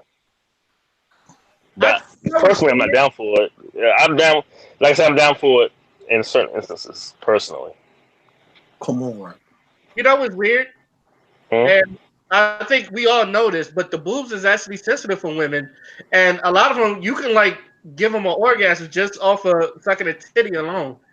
I don't know, like if men you can like get off if we get off on the same thing, because I know women's tried to bite my nipples and all that other stuff. It does nothing for me, but if you lick a girl's titty, you get a reaction out of them. Yeah, you do. So I think that's another reason why that's like it's considered a private part, because it's something that you can like literally get off on or something. Like it's also a sexual signifier, like wide hips, supple buttocks, firm supple breasts. They're all sexual, like naturally. If you listen to if you look at these documentaries of what human males are attracted to scientifically, they say supple, firm buttocks, wide hips, wide childbearing hips, slim waistline, and firm breasts. The wide hips is a signifier of fertility, and same thing with the butt. The breast, I forgot what they said that signifies, but red lips, that's why women wear red lipstick, because red lips because these white people were doing the study, of course. From a white perspective, signifies youth and all stuff that signifies fertility and stuff. It was real interesting, but when people say breast ain't sexual, well, the male human body don't know that. The male human body thinks it is, according to science, anyway, or their scientific studies. I just think women just want to go shirtless. I do think that they probably do. I mean, I wouldn't be mad at them if they did, personally. But I'm definitely gonna be oogling them most of the time. So if they don't want to be oogled, then I would tell them not to do that. But if they don't mind being oogled, here's my thing. Go right ahead. Here's another thing. I think if women are allowed to go around shirtless, niggas is going to try. Definitely. Well, in DC, if someone's going to accidentally bump into a girl's chest and go, "Ooh, I'm sorry," accidentally hit the actually, I think DC in 23 states, women can actually walk around topless. Is just not socially acceptable. New York, they can, just as long as they're not promoting business. Did you hear what I just said, Ray? I said DC in 23 states, they can do it. I'm piggybacking. I just don't think they did it. Hmm. I'm They just piggybacking. don't do it because it's not socially acceptable. Yeah, I know. I was piggybacking. That's what I was doing. I know. Hmm. That's what, like New York is one I know. I read on that. Okay, saying New York is one, you know. Yes, I wasn't trying to bait you. No wording. It just sounded like you wording threw me off. Phrasing. Okay, on to the next topic. What did y'all think about E3? What the fuck? What is going on here? We won, nigga. Oh. Oh, the Raptors won. All I know is I'm about to spite the fuck out of my older sister. Congratulations, Jeremy Lin. You finally got a ring. That ain't nice. That's not nice. I like Jeremy Lin. That's not nice. Like Well, he yeah. literally sat on the bench while everybody else did the work. But congratulations, Jeremy Lin. He's got a ring. But anyway, what did y'all think about E3? This even though it's still going on as we speak, Nintendo gets like 3 days and they just show shit. But what did y'all think about Treehouse. E3? The Treehouse? Yeah, what did y'all think? Lackluster. It's okay. It was okay. It had a few things here and there, but nothing that was too crazy. Nothing too crazy. Actually, I got a list of things that I was interested in. Uh, Yeah, for what me, did it was, Did y'all make a list of like things that y'all like wanted to touch on I E3? didn't make a list because there was only like 3-4 things that I like. Like this year was very lackluster for me. Like even Yeah. before E3 started, I already knew it was just gonna be You know what I mean? Like, I mean, I did enjoy. I enjoyed Nintendo's the most, of course, because they actually had a Yeah. lot of stuff to show. That new game, Astro Chain, is like I think that's. Oh yes. I think that's the game of E3 right there. That game looks absolutely amazing. Yeah. I like the little. I like the Animal Crossing. That one looked cool. Not Yeah, really my bag, but I know some people like it though. yeah. Like all in all, it was just lackluster. Like nothing. Like other than that game, nothing really like stood out for me. I mean, yeah, there was the Final Fantasy VII remake, but I played the game already, so it's like it wasn't exciting. You know what I'm I don't know. I thought saying? the gameplay was. I think the gameplay is new Then enough, where it's like it's kind of like a different experience at this point. it was Final Fantasy 15 with Final Fantasy 7 aesthetics. Yeah, yeah. Well, yeah. You're right. I mean, they Yeah. didn't really. Yeah, I mean, they didn't really have to do much. And you know what? The shit works. It fucking works, and it looks amazing. We knew it Mhm. was going to look amazing. We knew the gameplay was going to be good. Like even when you really think about it, the Final Fantasy VII remake was made itself. Like Yeah. all they really had to do was update the graphics a little bit, add some voice acting, add all the shit that you like from the original game. Boom, that's it. Yeah, and remodel the characters, Yeah, remodel, reuse the engine from 15. Yeah, yeah, pretty much. Because they that's were talking about that it. Good. tactical. Because they were talking about that tactical mixed with action thing. They ain't new because that was on 15 as well. That's The right. game, The thing where you can switch the to move. tactical to real time action and kind of like play with that. That was in Dragon Age Inquisition as well, That was a good but game for me. to a I haven't different. played It that was a game. little bit different in that game, but yeah, there's definitely nothing new though.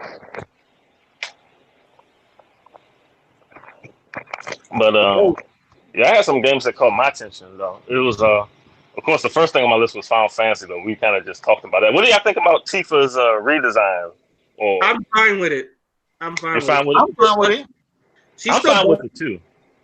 Actually, there's certain aspects to that I actually like better. Like I like the fact that her shirt isn't all white anymore. It's like black and white. That kind of matches more with her dress and her little whatever those little sleeves she got on those black sleeves that attached to her gloves. the arm sleeves. I just call them arm sleeves. Yeah, the arm sleeves. Yeah, it matches. It matches better than just the white because the white little shirt was kind of boring. I mean, it's the same. It's the same length. It actually has more cleavage than the original one because the original one she didn't have no cleavage at all. Actually, Give me my trophy. So yeah, I like it. The only thing I don't like about it is those long ass socks. Why she got those long ass socks on? I think that was part of everybody got something new on them or something like that. Because Barrett didn't have glasses. No, he didn't. Cloud wasn't wearing black either. He was wearing Yeah. like purple, blue, purple something. I was always wondering why Barrett got on sunglasses, but that's neither here or there. Oh, yeah. But I think it looked good on him. But like I said, as far as Tifa goes, Tifa looks fine, and Yeah. she's actually what I expected her to look like. So it's like What that do you was expect close. to look like? I thought they was gonna make a flat chest. I was like, but then Yeah, again, I I was thought so like, too. Japan don't even give it to. I think Japan found a way to make her still look busty, while at the same time it still works for her body, so people Right. won't. Because a lot of people was like, I think they wanted her to be super busty, Yeah. and I feel like don't make her super busty. Just make her busty enough so it pops out, Right. but also like tone, so where people won't complain because. There Yeah. are women with big breasts with 6-packs, and they're real. So Yeah. So people think people make the arguments because it's not their body, it's not real. yeah, No, yeah, But Tifa. I've seen Yeah, I agree. Tifa I've seen a lot of shit in my day. And there was this girl in my high school who was skinny like Tifa. Like had the little skinny legs and the skinny arms and all that shit, but she had boobs that was about as big as Tifa in the OG game. If not maybe a little bit bigger. I'm gonna say that it was pretty much just as big. She wasn't Blade with us, Raymond. I don't know if you knew her or not. I don't remember her name, so I'm not even gonna try. But yeah. Blade was 10 years ago, bro. Oh yeah. But I'm I not tell even you, gonna try to remember that, but yeah. maybe actually 12. Yeah, so but yeah. What I would have done with Tifa is I would have made her a little bit more lean looking, like because she's skinny as hell. She's skinny as hell with all that, doing all that fighting and stuff. She don't have no real lean look to her at all. You won, nigga. Hmm. We won, nigga. Talk about the Raptors. We won. I'm about to spike the fuck out of my older sister. Oh man, That's the only thing. That's the only thing I would have done is make it look have a little bit more frame. And bust his knee up. Well, I was like, I wonder if they would have won if Clay didn't bust his knee up. Man, who cares? That's in the past. Yo, we won. What do you think about Dragon Ball Z Kakarot? I'm sick of Dragon Ball Z games. Yeah. Please. None of y'all played Dying Light? I haven't. I haven't played it yet. Because I can't wait for. I honestly can't wait for Dying Light 2. Dragon Ball Z Kakarot, it looks kind of flashy, but I got a feeling it's going to be super simplistic as far as the button combinations. To be honest, I don't even want to talk about it. Dragon Ball Z is so many games. They don't even. I mean, they're going to keep having games because it's Dragon Ball Z. Yeah. Now, they would have gave us something like a whole another what-if storyline, maybe something interesting, but something interesting. Nah, ain't no something interesting. They're going to introduce a new-ass villain. You know what I'm saying? Somebody about to get a power-up. They're probably going to give some unknown a power-up. Some secret-ass low power-up, and then we defeat the enemy. Good day. Maybe a little comic relief here and there. Yajirobe pees on himself or some shit. Yajirobe. Any thoughts on No More Heroes 3? Anybody excited for that? Oh, I was excited. I was excited about that too. That game looked really good. Yeah, I can't wait to see what some of the gameplay look like. But the first trailer never has a lot of gameplay. It's always like the second or third. Sometimes some trailers have gameplay in it. People just don't realize because the HUD is not up. Because I know, like Avengers. They didn't show gameplay to Avengers. No, I was like, Avengers had gameplay though, so I don't know. Probably didn't just notice it. It was just all chopped up. It was all edited and chopped up, so you couldn't make a clear image of what the gameplay was like. But it was some gameplay in there though. Yeah. I'm still excited for that. I'm not too upset about. I mean, the only character design I was upset about the game was Cap because he don't look like. I look like I'll punch that Cap in the face. I didn't like his armor. His armor looks too bulky. I No, I think like Captain America's armor need to look a little lean, not too bulky. his armor didn't bother. I like their clothes most of all. Yeah, I like the movie didn't armor. like Black Widow's face. I don't know why, but it could Yeah. be. I know some people say they would knock off the great value movie characters, but they fictional characters, so I don't know how they really.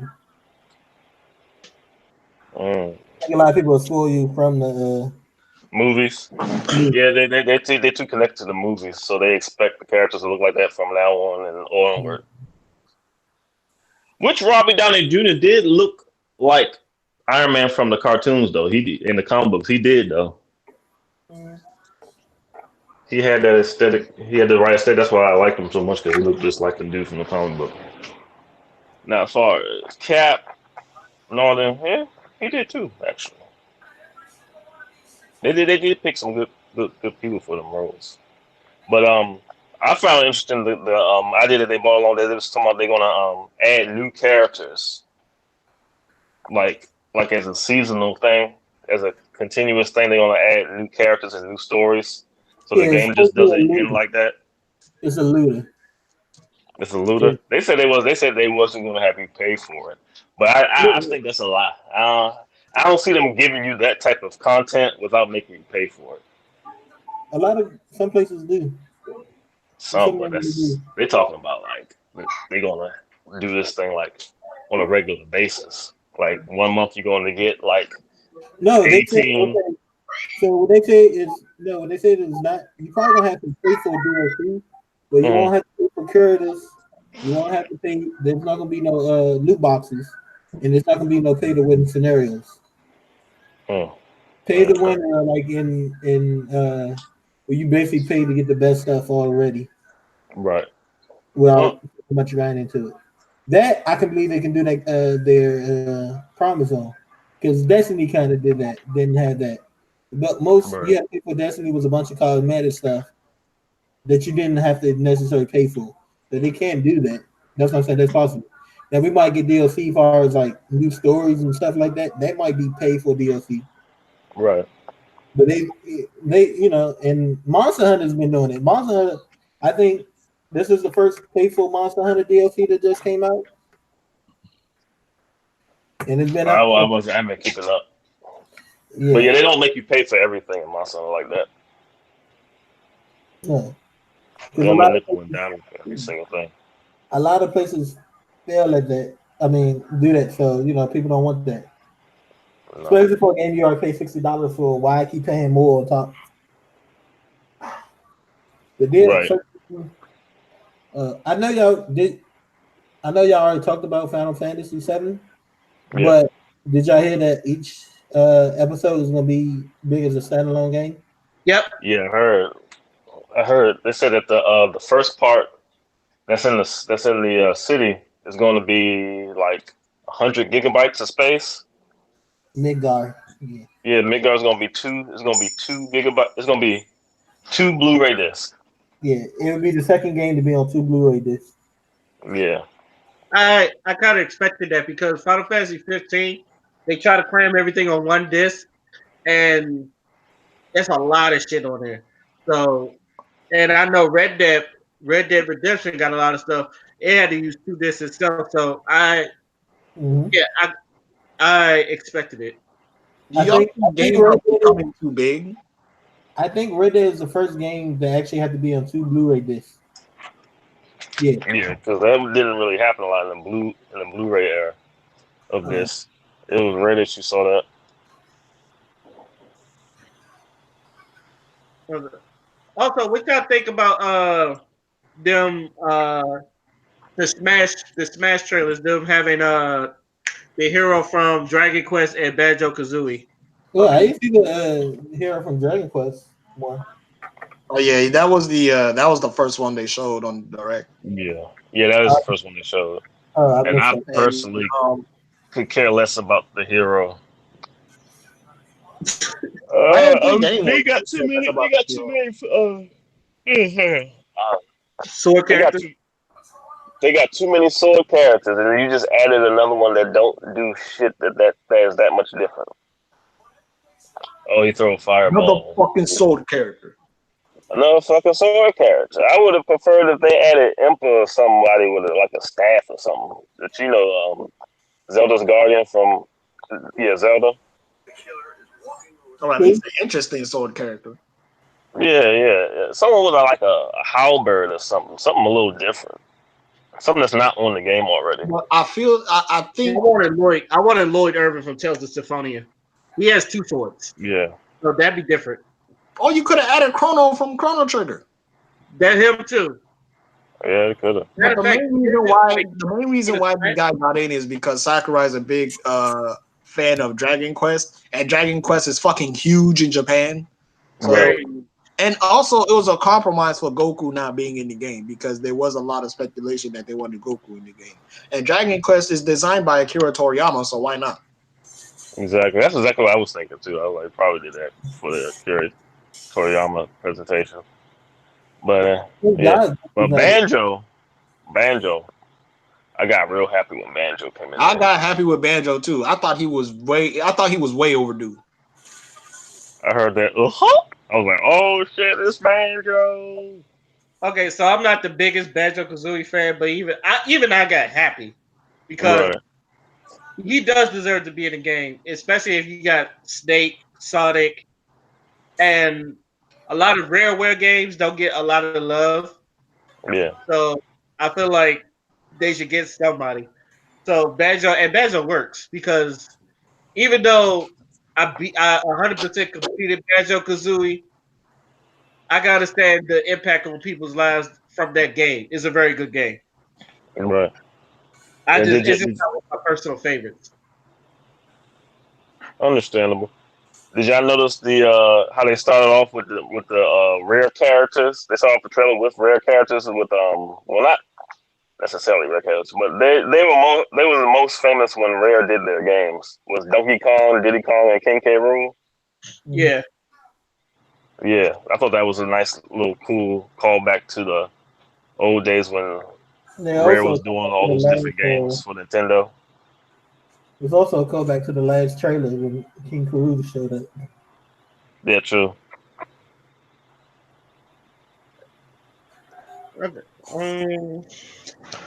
Wait, does the hero have 3 costumes or something? 4 costumes or something? He could take the cover of different heroes from different Dragon Quest games. Okay. And one of them definitely look like Trunks. Oh, that's what they call it. They call it brown hair Trunks or Android 17 with a sword. So it's like take your pick. Yeah, I just learned like a whole bunch of DBZ characters with swords. Hell, just put like Trunks in Dragon Quest. You know, I think everybody else from Dragon Ball Z but Goku, but we know how those Dragon Ball Z fans go. They're going to scream their heads off. I found them fans are horrible, Father, and you know this. I know worse fan bases than Dragon Ball Z's. Oh yeah, no, I'm not saying there's worse fan base. They just on Goku dick so much it's ridiculous. There's ones I wanted to kind of move away from Goku a little bit. I've been wanting to move away from Goku a lot. Yeah, I ain't want to like get rid of him or nothing, but like give Gohan some shine. Give like some human character some shine. Let's show a new. Let's show an ascension level for some humans. You know when Goku should have stayed dead. It's never going to happen. I know. I'm talking about back in the 80s when he first wrote it. You don't realize, even if he didn't come back in a Buu saga, Goku was going to come back. Oh yeah, I think eventually because them fans. That's the main character. And Frieza died 3 times. What? Huh? What was the 3rd time? Well, wait. They didn't let somebody. They didn't let somebody else evolve. Are you talking about? I'm talking about twice. Dragon Ball Z or you talking about? Okay. If you count Super, then he died three times, I think. But Krillin died 3 times. Krillin died in Dragon Ball once on Namek. He died on Namek. What's the third time? Boo He killed died him. on Dragon Ball as well. Boo killed him. Okay. Oh yeah, and Boo did kill him. Yeah, so that's the third. Mm-hmm. He died in Dragon Ball, the Frieza saga as well, and then when Boo killed everybody, Can't remember kick that nigga in the head. One single kick to the temple. What did y'all think Yeah. about the Blair Witch game? Y'all think that's It was going to pretty amount to good. anything? No, No, You don't think it's going to amount to anything? no. no, I think people gonna forget about it. You It's know what? already They didn't show Cuphead. Why would they show Cuphead? They got a sequel coming out? It was supposed to be a DLC, and then I've never heard from it again. Mm. And they announced that What last. was it supposed to do?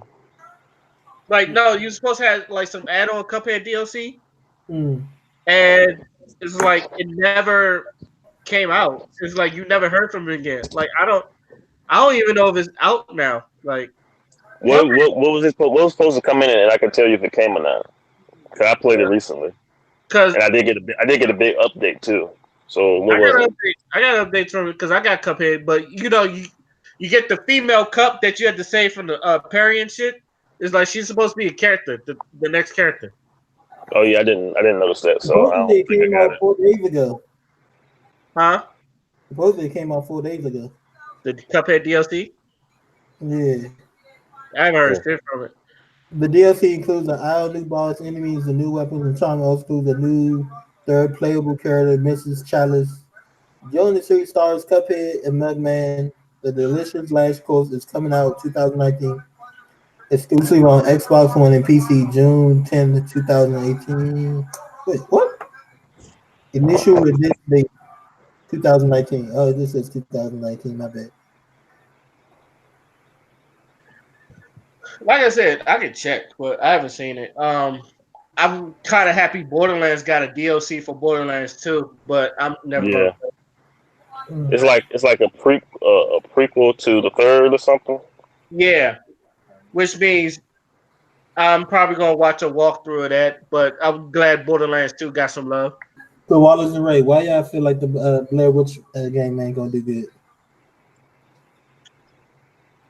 There's a lot of horror games survival horror games. I feel like it's so much better, and then people can like they The don't. game, how you gonna say so much better when we only seen one trailer so far? That's why I'm getting at. Off of one trailer, how y'all feel like it's not gonna do good? I can tell whether a game is good or not before the game comes out. Who has Are been you bet? talking about who has Hold been on, talking about the Blair Witch game since the trailer? Who? nobody. Probably horror film. But Huh? that's neither here nor there. Though. Are you Somebody- basing that? Are you basing that off of the content in the movie or the original story? I just don't think it's like anything good is gonna come from it. He might be right, but There's a I lot. don't know. There's a lot of games on there you've looked at and you go, "That don't look very good," and then you're right about it. Like a lot of it's the same thing about how like Marvel Infinite, like the way that was presented, a lot of people didn't like it. I actually like the game though. I just I don't. like the I just gameplay, didn't like. but I didn't everybody like the lack of content. here's the thing. That's what I didn't like. Gameplay wise, everybody knows Capcom gameplay wise, that's just gonna be fire.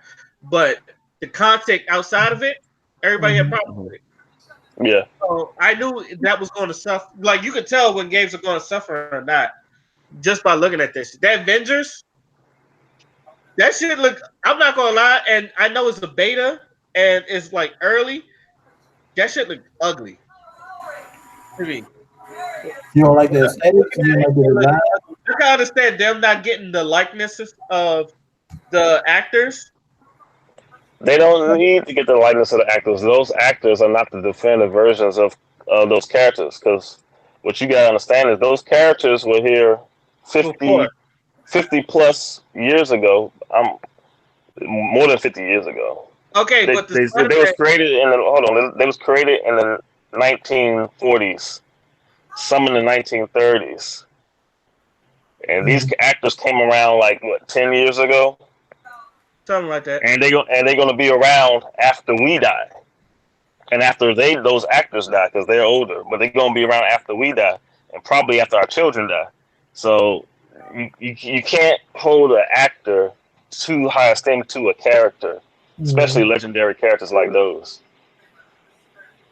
I understand where you're getting from, but at the same time, have you seen all the Spider-Man games? The ones that don't look like none of the Spider-Man actors, but all of them, they don't look bad. Yeah. Like, well, what makes them look bad, Ray? We talking about the design, the aesthetics of the whole game. Well, I would say this on behalf of the not looking good thing. I definitely don't like Ant-Man's face. Hank Pym, I don't like his face because they showed him at the end of the trailer. I thought that was an ugly ass Hank Pym. yeah, I thought. Actually, like I said, I thought. Like, why would except for Bruce Banner, I thought everybody. I thought Thor looked horrible, but like I said, it's early in the development. So I'm pretty sure it'll clean up. I wasn't upset about Thor. I thought Captain America looked horrible. He looked okay. I had some gripes about Captain America's design. Black Widow looked. So we're saying these people are generic knockoffs of. Yeah, they look like dollar brand. They look like dollar brands. Even if they don't go for the character's likeness or celebrity likeness, at least make them look good. Yeah, but you know the thing why people are kind of right about that, right about being like the actors though, is because the funny thing about those actors is they picked actors that look like the characters look in general in like comics and cartoons and stuff. Like Robbie Downey Jr. don't look like if you look at Tony Stark in the comic book, in the old comic book, Robbie Downey Jr. is not too far from that at all. Right. So either way, you kind of right. Either way. But yeah, it's early, so I hope they clean it up. I hope the next time we see a trailer, you be like much better. Probably won't. Beta. Yeah, we'll see. Everybody ain't a lot of. I mean, it's not like people not gonna get the game. I was more excited for Marvel Ultimate Alliance 3 than I was for that Marvel Avengers game. This game has the potential. It has the potential to be more ambitious than Marvel Ultimate Alliance 3. Because I looked at the gameplay for Marvel Ultimate Alliance 3, and I look at like straight through gameplay. When they chop up all the scenes and change the camera angles around, it looked fancy. But it's still like, now that I've seen the straight gameplay, it still looked like kind of more of the same Marvel Ultimate Alliance stuff. Like the combos wasn't lengthy. I thought they was gonna add some Ninja, not Ninja Theory, but Team Ninja. I thought they was gonna add some Team Ninja flash and flare with the combos and stuff. But it looked like it's more of the same 3-piece, 4-piece combo, mix up a 4-piece combo type of thing, like the second and first one was. I mean, I think that's understandable because it's like 4 dudes going up against a whole bunch of AI bots. So they kind of have to compromise it. Because if it gets too crazy, you're not going to be able to see what y'all doing.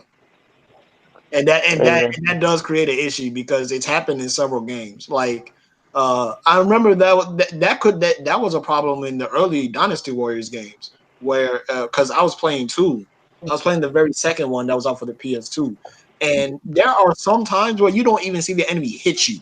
You're crawling around a whole bunch of enemies and stuff. And that's a problem because you just lost health for something that you should be able to see. Right. So. The X-Men Legends. X-Men Legends was the first one, the Gauntlet style Marvel game they came out with. And that one actually had some lengthy combos. But ever since after that, I'm not sure if it was X-Men Legends 2 that it ended on, but pretty much after the X-Men Legends thing, that's when they started moving down the scale and like amount of combos you can do, melee attacks you could do. Yeah, that mostly just depends on the system, though. Yeah, That's like system shit. So if X-Men Legends you can do like longer combos, is because it probably has a system that allows you to do that. yeah, they had air combos on that one. You could do like I 10, know that. 15 hit combo. I was like, what the hell? But Mhm. on Marvel Ultimate Alliance 1 and 2, you can only do like I said, 4, 5 if you mix it up with the team special attacks or something. I just But want to it ain't I never just get want too to say it's crazy Luke though. Cage. I'm But not gonna lie. I'm gonna still get it either way. Yeah, But I'm gonna just I play just Luke feel Cage like like I always do. the Avengers game got potential to be more ambitious, and they're adding characters constantly too. But it could be real funny because we just don't really know how it's going to turn out because it ain't something that's really being done, and we really don't know what the gameplay looked like because they only really showed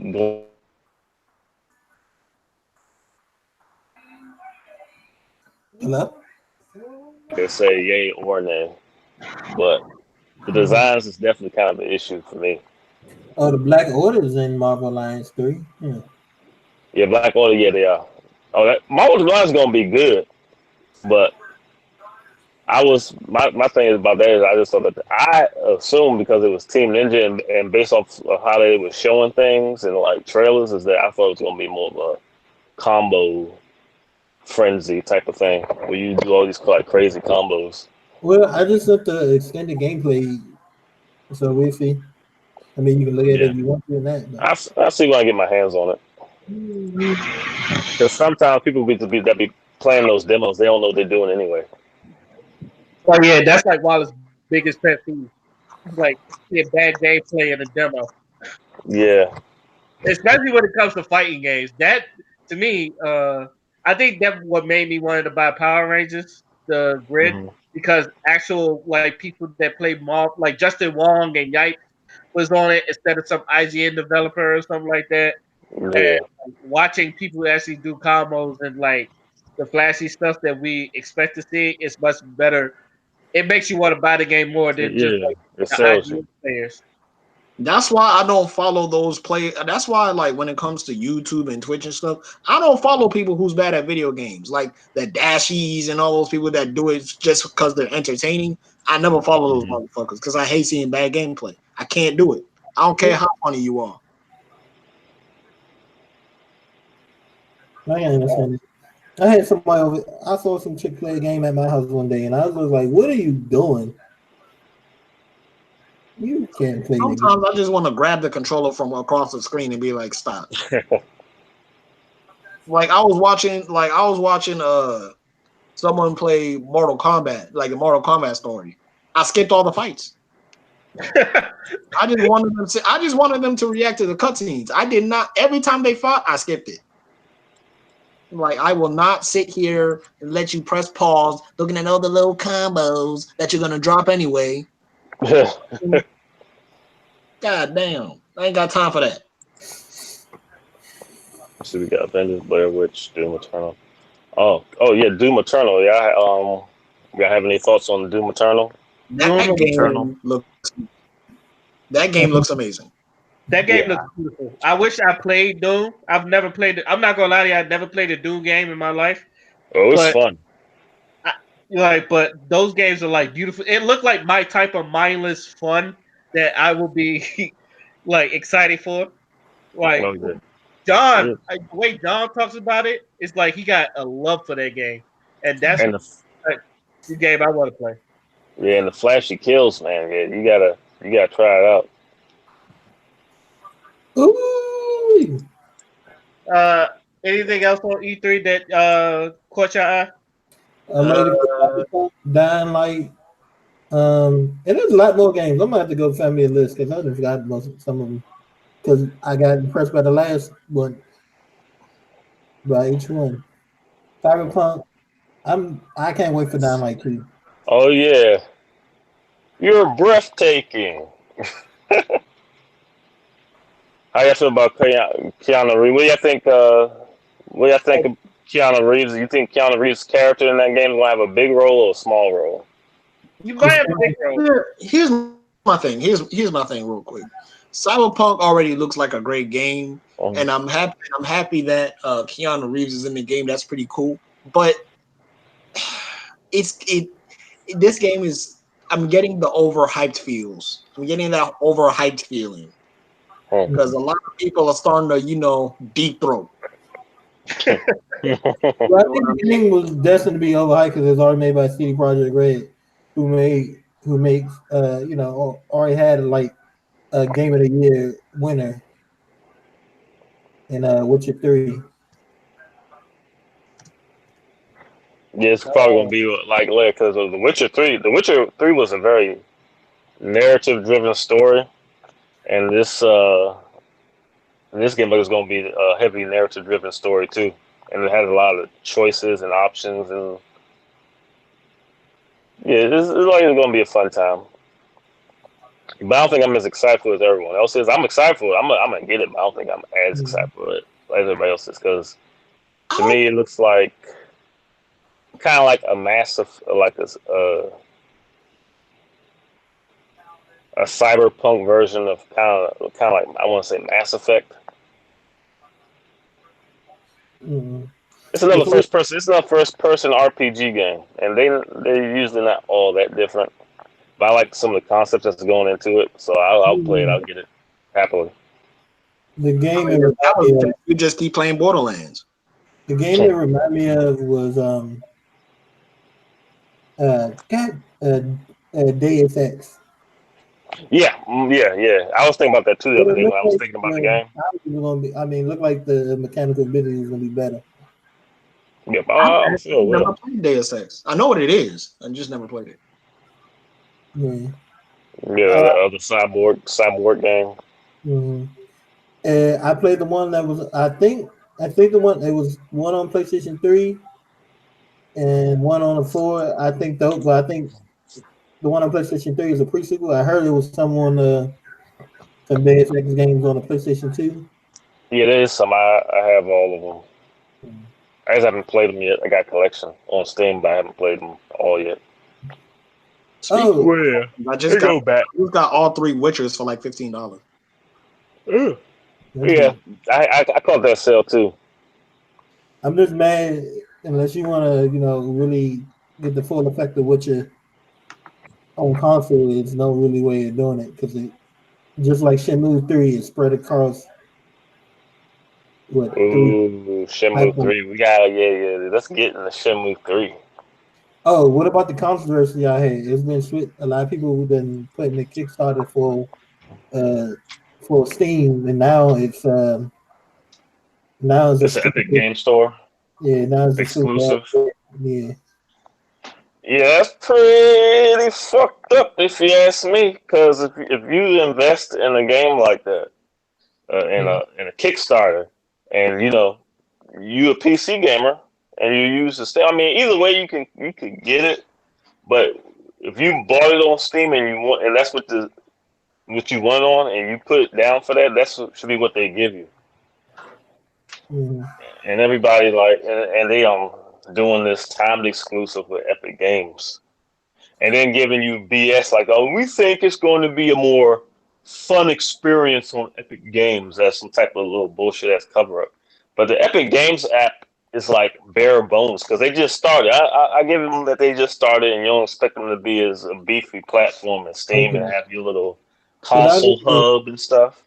Because I heard a lot of people don't like Epic right now. So yeah, it just started. It just started, so I don't really expect them to have a lot. But yeah, they got that whole spiel when they was talking about, oh, it's going to be a more fun experience on Epic Games. I'm like, that's bullshit. Ain't nothing special about that Epic Games app. The only thing that's positive as of right now about the Epic Games deal is that developers pay Epic Games less to be on their platform than Steam. So the studios get to keep more money. This is off topic, but Jeremy Lane is trending on Twitter. My boy. Yo, the memes. They're memeing the fuck out of them. Let me see. Let me see. Hold on, let me see if I can. Y'all go ahead. Continue. I'm excited for Shamu. By the way, I am excited. You and me both. Supposed to come I out next have year. I have some gripes though. You say I what? mean, I'm excited. I'm excited about it, but I have some gripes. I have some gripes about the graphics. Kind of, they look shiny, but there's something about it that looks kind of outdated to me. Well, they only had what? Let me hold on. Let me go check Kickstarter real quick. Hold on.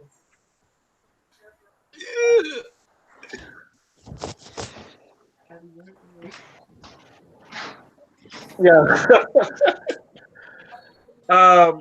Anybody want to talk about the shit that's happening down in Memphis? Hold on.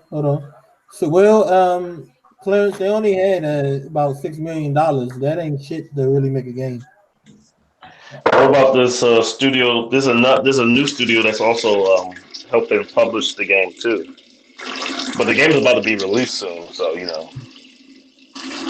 I'm not making a game. Who sound like somebody taking a piss? Disgusting. Oh God. So, what happened in Memphis? Oh yeah, there was a dude. There's like a 20-year-old dude got shot 20 times by U.S. Marshals because they had a warrant out for someone with multiple felonies. So they cornered the dude in his yard or whatever. And apparently there are reports of him ramming his car on police cars. But then there are other reports saying that he was handcuffed while they shot him 20 times in a row. So dude dies, of course. And the U.S. Marshals just came out saying that they got the wrong guy. They shot the wrong guy. So yesterday, there was a riot. There was like a small little riot or like an uprising in Memphis because like this was someone that had like he was already in school. He had a child, like, and he just got gunned down, like 20 times. You know what I'm saying? So they rioted. There was a whole bunch of there was like a lot of conflicting reports about how things went down. But all in all, it was like all in all, we just found out that the dude was innocent. So I'm expecting them to raise some more hell in Tennessee for the time to come. They just came out saying that 24 officers got released to the hospital. No, I mean they got injured, and 4 of them went to the hospital. So it's like, Why do you need 24 officers for one guy? there was a video of them just surrounding like an area, and there was a whole bunch of protesters just like wilding out, and they were throwing rocks and they was throwing a whole bunch of stuff at them. So Oh, okay. Well, I mean, black people and getting of course tired. of course you had Negroes talking about this ain't the way, this ain't the way, which I understand, and yes, it's not the way, but at the same time, when we did it the right way, they never listened. As a matter of fact, when we did it the right way, more people got killed. When we did it the right way, when we protest peacefully, more people got killed. So I want to say sometimes violence is the way. yeah, sometimes violence is the way, because look at what happened in Haiti. They responded with violence and they got a whole free nation.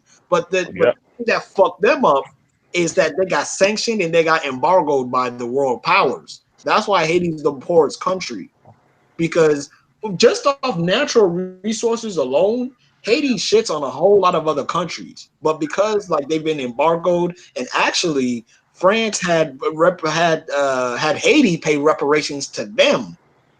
So it was like, wow, y'all really ganged up on this nation because they defeated every single world power there was that came up in their shit. They defeated the French and they defeated the British using sticks and stones. And these are like world powers. So it's like, you know what I'm saying? The fact that y'all couldn't take that L and y'all doing embargoes and shit like that, and y'all taking the wealth away from Haiti, you know what I'm saying? Like, that's what it is. So when it comes to the situations in US, there's always been a history of black people, like having uprisings in the US, even during slavery times.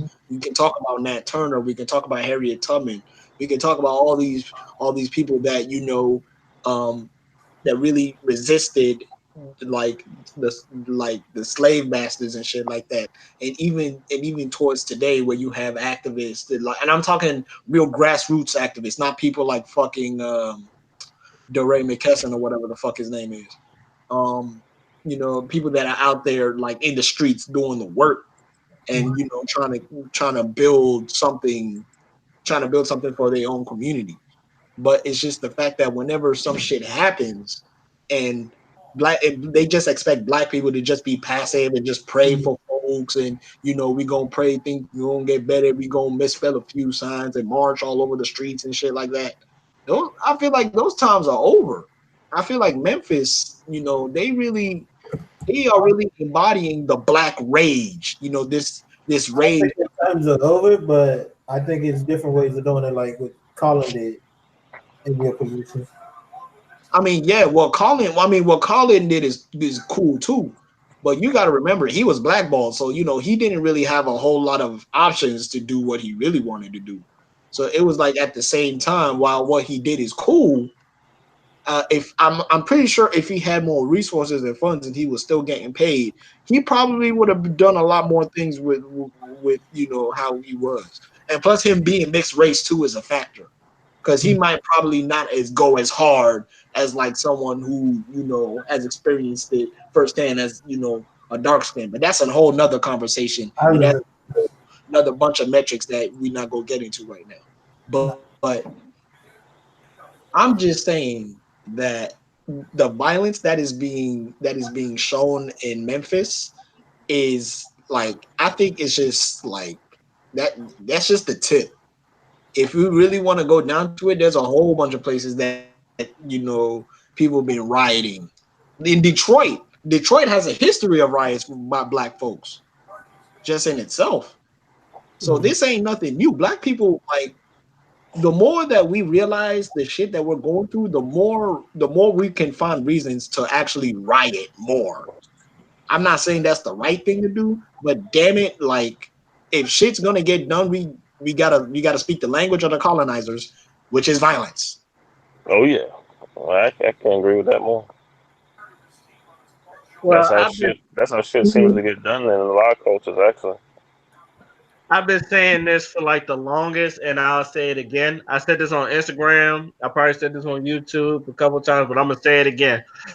And I said there's gonna be a day where black people we're not gonna give a fuck how outnumbered we are. We're not gonna give a fuck about the National Guard. We're not gonna give a fuck about cops. We're gonna rage on a motherfucker, and y'all gonna see it, and it's gonna be hard as fuck to stop. Even though like people going to like outnumber us, outweapon us. It's going to be a point where we do not give a fuck, but everybody is going to listen. And uh, when like shit goes on, like when shit like this goes on, like people always listen, and then you get all this. Well, how come you couldn't ride peacefully? We done it, and then y'all like still treat us like shit. So when we show y'all how we can really get down, y'all gonna really get scared. Everybody don't want to see a nigga until a nigga's in your face, and then you don't know what to do. You'll get scared. Like cops got hurt. Obviously, some cops went to the hospital and all that other shit. I feel sorry for them, but at the same time, what you expect? You get tired of seeing shit like this, and then how else they gonna act? They're going to get mad. They're gonna flip shit over. They're gonna riot in the streets. They're gonna somebody's gonna get hurt out of it. And unless y'all like at least try to listen to us, or we're telling you like shit like this happens all the fucking time and y'all just turn a blind eye to it, you're gonna listen to us one way or another. It's like Tupac and his whole knocking the door down analogy he had in the Tupac Resurrection is like we're gonna start asking you nicely, then we're gonna start singing, and then all of a sudden we're just gonna get real hungry, and then we're gonna kick the door down. And then what we gonna do now? Ask? We're just gonna take.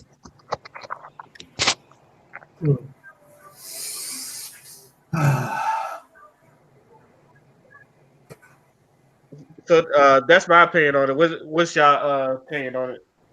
If y'all got any more opinions on it.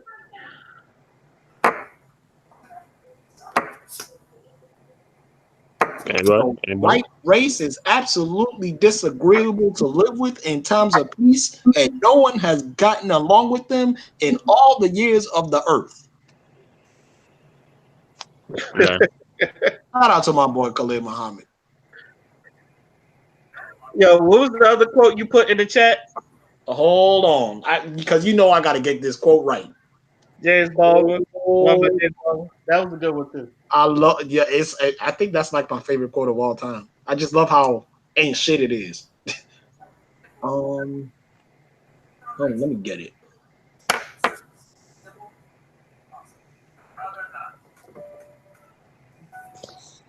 Where is it at? Where is it at? Where is it at? I found it, but I want you to see it. Yeah, I have it. I have so many pictures. Sometimes it'd be hard to find it. Oh, just scroll up in the chat. It's in the chat still. Oh, you put it in the chat? Your James Baldwin quote. It's in the chat. You put it there. Oh, my James Baldwin quote. Oh, I thought you were Oh, is talking there about. another one you was looking for? What? Yeah, but I'm gonna read James Baldwin. To be what? To be woke, to be black and woke in America is to be in a constant state of Rage. To be a Negro in Rage. this country and to be relatively conscious is to be in a rage almost all the time. Yes. yeah. So what was the quote you were searching for? I'm still looking for it. Ah, fuck. Hold on. Because I know Martin Luther King had one about riots. It's like the voice of the riots are the voice of the unheard. I like that one. Yeah, that's a good quote too. Why can't? Hold on. Somebody called Martin Luther King a false prophet one time. I was like, "What are you talking about?" False prophet. Yeah, Look, everybody. Jesse Lee Peterson calls Obama the fallen messiah. I laugh at it, but who? Jesse Peterson. Jesse Lee Peterson. He calls Obama the fallen messiah. He called Donald Trump the Great White Hope. I don't want to hear nothing from that. Hey, say what you will. That shit is funny. That I shit is died hilarious. when I heard it for the first time. The Great White Hope. The Bruh, great Young Fly is hilarious.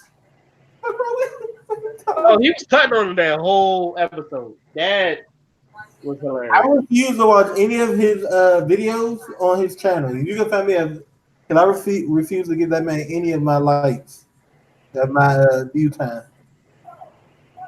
I mean, he already gonna get a whole bunch of views whether you do it or not. So He's just not gonna get mine. Fuck that. then log off. What? I just don't go to his channel. Somebody, I I mean, do. All right, hold on. I found it. That shit is hilarious.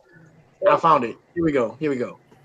When white folks can't defeat you, they always find some Negro, some boot-licking, butt-licking, buck-dancing, bamboozled, half-baked, half-fried, sissified, punkified, pasteurized, homogenized nigger that they can trot out in front of you.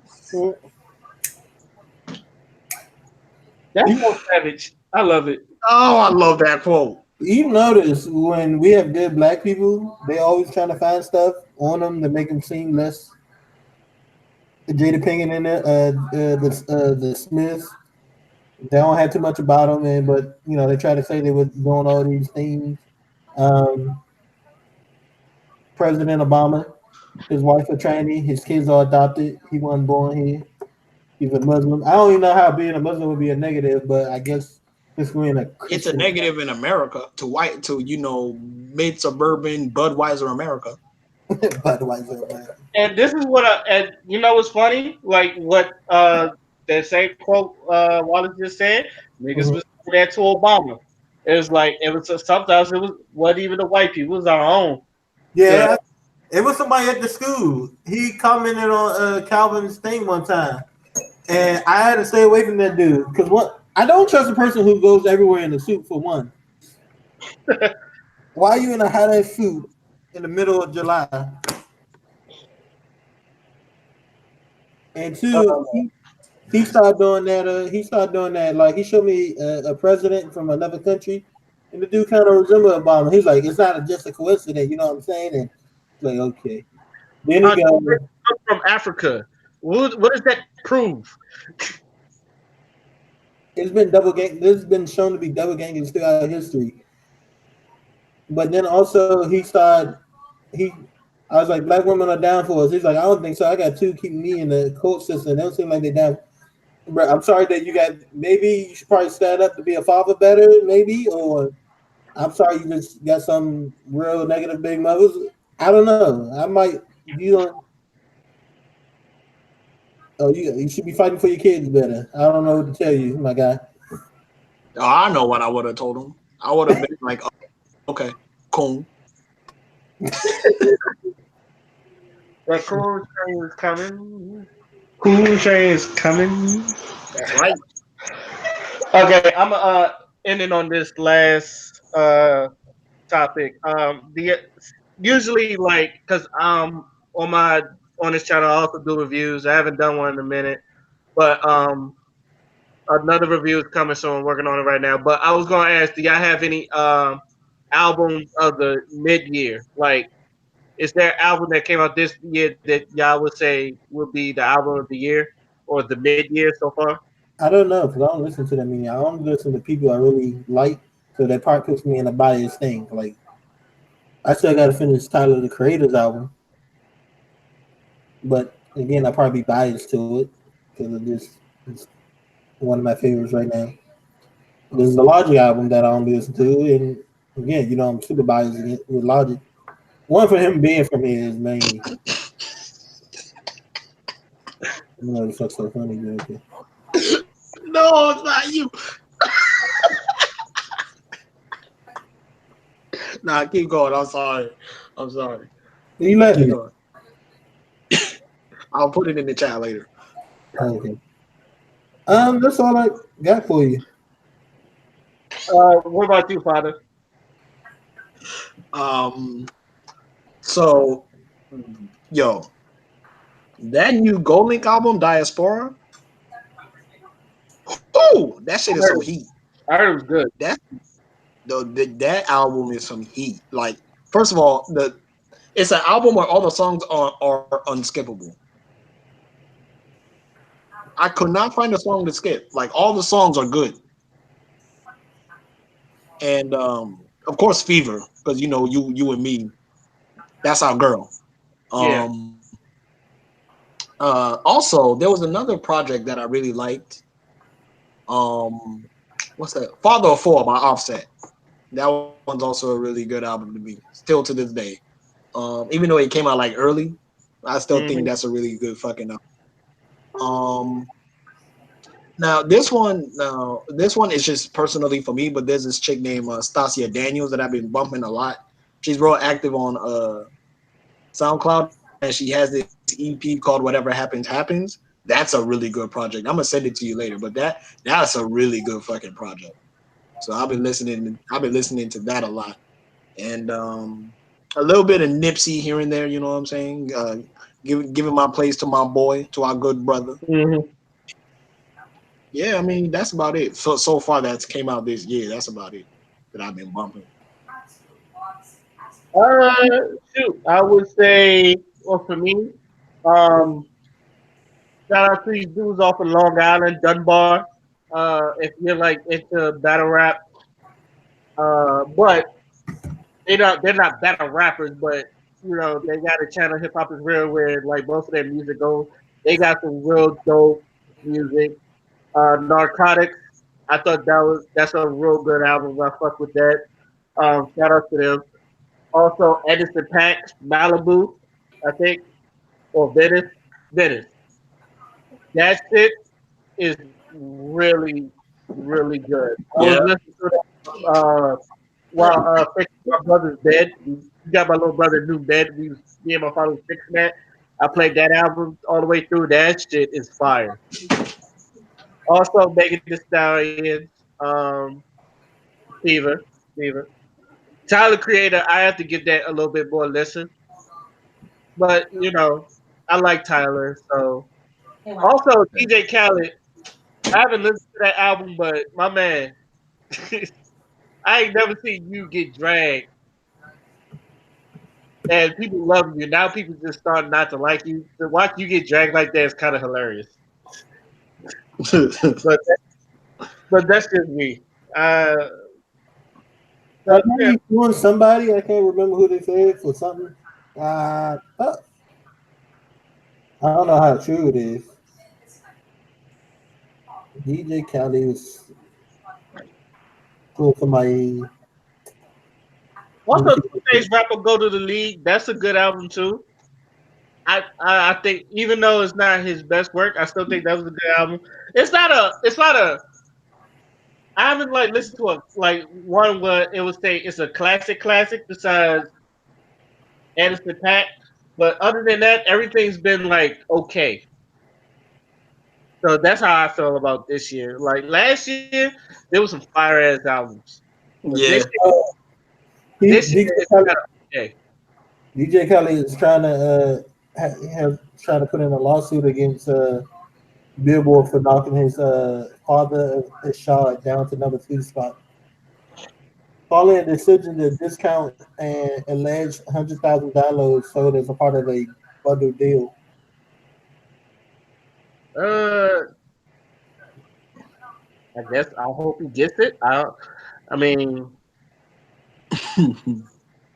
I don't know. I heard Tigers also. I need to listen to Tigers album too because I'm like the only one that's. I feel like I'm the only Tiger fan, and I've said one. I've had this hot take where I said I put Tiger's "Careless World" over any Drake album. Uh Like oh. most people don't know, but I've said that. I put that.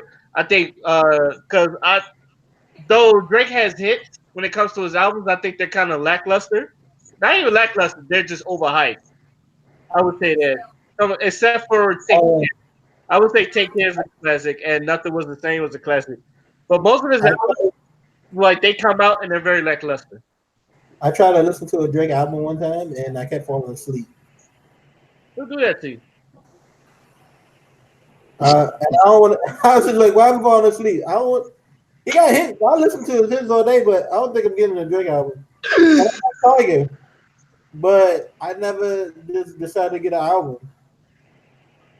Also random. I think Chun Li is. I mean, not Chun Li. I think Megatron by Nicki Minaj is going to be just like Chun Li. Ain't going to have shit to do with Megatron. And me and Father's going to be debating with Barbs, talking about how this shit has nothing to do with Megatron, and then people gonna try to defend it like Chun Li did, like they did with Chun Li. Oh, I Maybe, remember. Yeah, I still remember that one time I said if you fucking say anything unfactual about Chun Li, I'm a swinging. If you say that if you say Nikki put Chun Li on or put Street Fighter on, I'm swinging. You gonna have to see me. You know that little picture with the grown ass woman and the little girl about to fight. That's about to be me and these bobs. You gonna fight. I don't care what type of bob you are. I don't care if you a gay bob. I don't care if you a non-binary bob. I don't care if you a straight bob. You catching these hands, nigga. Stop appropriating my nerd culture, bitch. This is true. Yo, You gonna catch And I'm coming right behind, and I'm swinging on y'all too. some chick. I don't know if I can find it, but I know these fans, certain fans, are so loyal to the point it's sickening. I think one girl put up a Nick. She a big Nicki Minaj fan. Like she got her all over her page, and she said she tried to listen to some Cardi B song but called it garbage. But I wish I could remember the song. But I was like, this is probably better than any song that Nicki's put out in the past few years. So I wish I can remember. Oh, she took it down.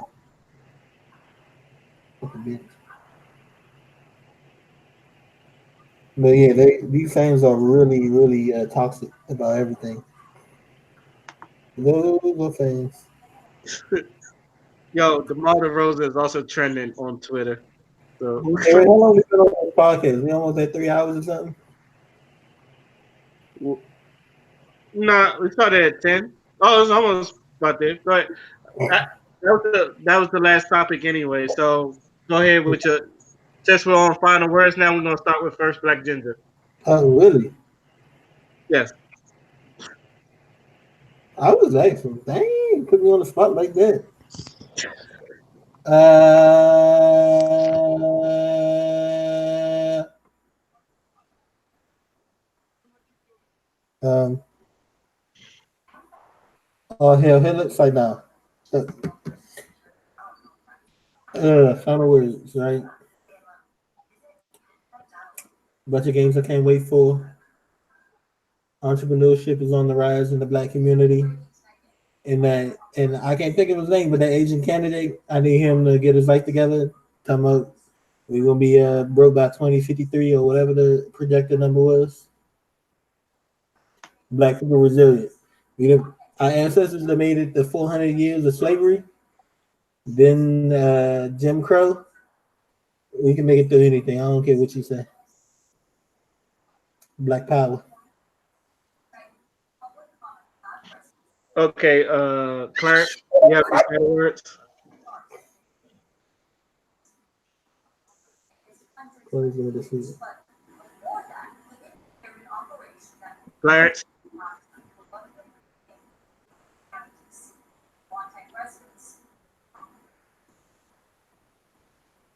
I I guess guess that's his last. I guess this is the last word. Father, you have any final words? Okay, I got two things to say. Number one, congratulations to the Raptors. Jeremy Lin finally did it. And They said number it, baby. two, oh fuck.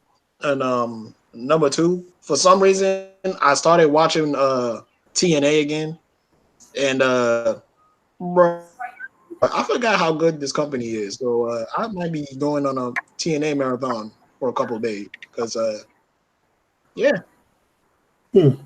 and yeah, that's all I have to say.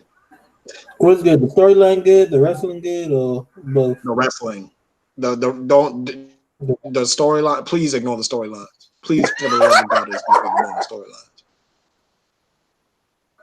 I mean, they're creative. They're like creative. They're just so cringy. It's like, ugh.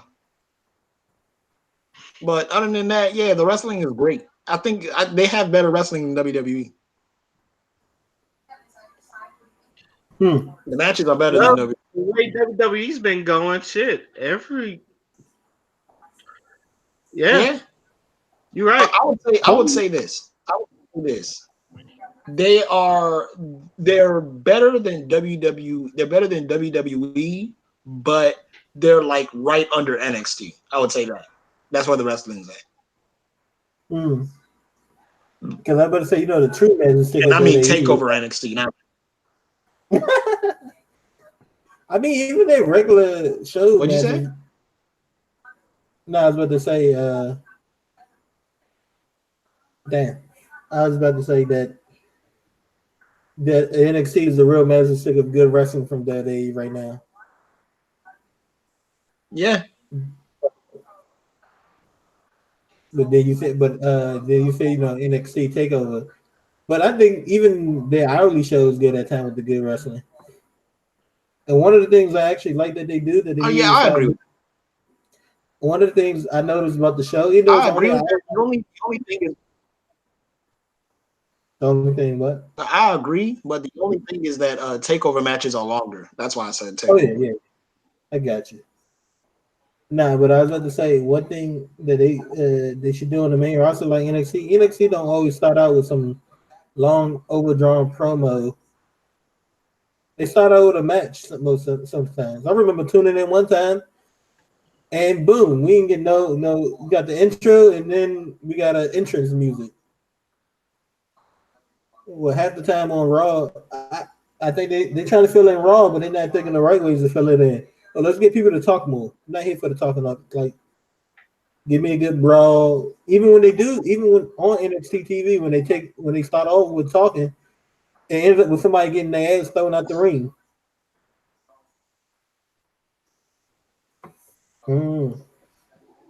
Main roster need to get it together. Is Clarence still gone? Well, speaking of wrestling, I heard Apollo Crews and Dillian King went back to NXT. So Mhm. I think that's good for Apollo because they wasn't doing shit with him. I I think Tyler Breeze went back to NXT. heard And Charlie Breeze asked to go back, and I heard Fandango asked to go back. I'm not surprised. I'm not surprised because people like lately, and this is to me, this is funny. Like people been getting bold with WWE. Like they are not giving a fuck. Like Sasha Banks liking everything against WWE. Triple H has been liking shit about the company. Like everybody's just been like, man, fuck this place. I'm So surprised they haven't asked Vince to step down because since they public traded, they got a board and stuff. They can actually get him to. I don't know how much he owned the company, so that could be a thing too. But usually, the little bit I know about business, sometimes boards can force a CEO to step down, but I'm not sure the circumstances on how it really works. yeah. Also, have any one of y'all seen Black Mirror? I Nah. haven't seen one. Other than Bandersnatch, no. I didn't Okay, watch the Bandersnatch. okay. Just like y'all, Wallace, just like how you got me to watch Pose and When They See Us. Uh-huh.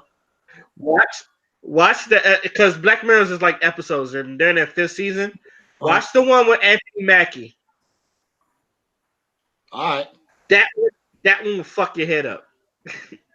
What is Black Mirror episodic or It's episodic, but like none of the shows coexist. They're like different. They're like different. Everything's different. yeah? That's kind of what episodic kind of means. Yeah, but there's some episodes that coexist, but they're like different. It's like a different. How can I say this? It's like a short film for Yeah, everyone. I've been watching Black Mirror. I probably started season one. I keep hearing Every about. every scenario is different. Yeah, Yeah, you don't have to watch the previous seasons it's to like know. American. It's like To know American Horror Story. Yeah. I mean, no, because American Horror Story, some of them coexist with each other. Mm. They're all like in the same universe. But it's on Netflix. But I'm telling you, it's on Netflix. Watch the one with Anthony Mackie. It's going to fuck with your head. I might have watched it all. I can't. I just got it. It's just me, but it got you. Also, the one with Miley Cyrus is really good too. I Oh, don't know, huh? she tried to apologize for her comments about hip hop, and I'm like, No, well, no, because that shit's already late. We should have never. Again, this is why I say hip hop needs gatekeepers. She should have never got into that shit in the first place. mm. You know, but let us happy go lucky. Oh, let her in. All that shit. Man, fuck that. I knew that shit was gonna happen. She was gonna like go back to country. It was like fuck hip hop and shit. But the country probably ain't that fun to her.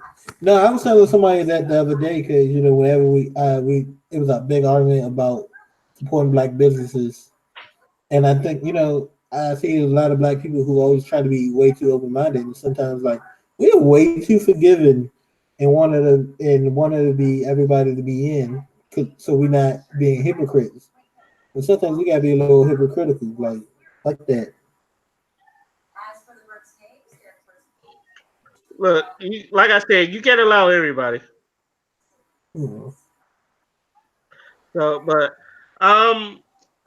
with that, so that's the last thing. Also, get well, David Ortiz, but you shouldn't have been sleeping around. This is why black men don't cheat. David O.T. Where hit the name from? Okay, but I'm gonna go ahead and end it here. I'd like to thank everybody on this panel. I think Clarence went to sleep. I would like to thank everybody that came on this panel today.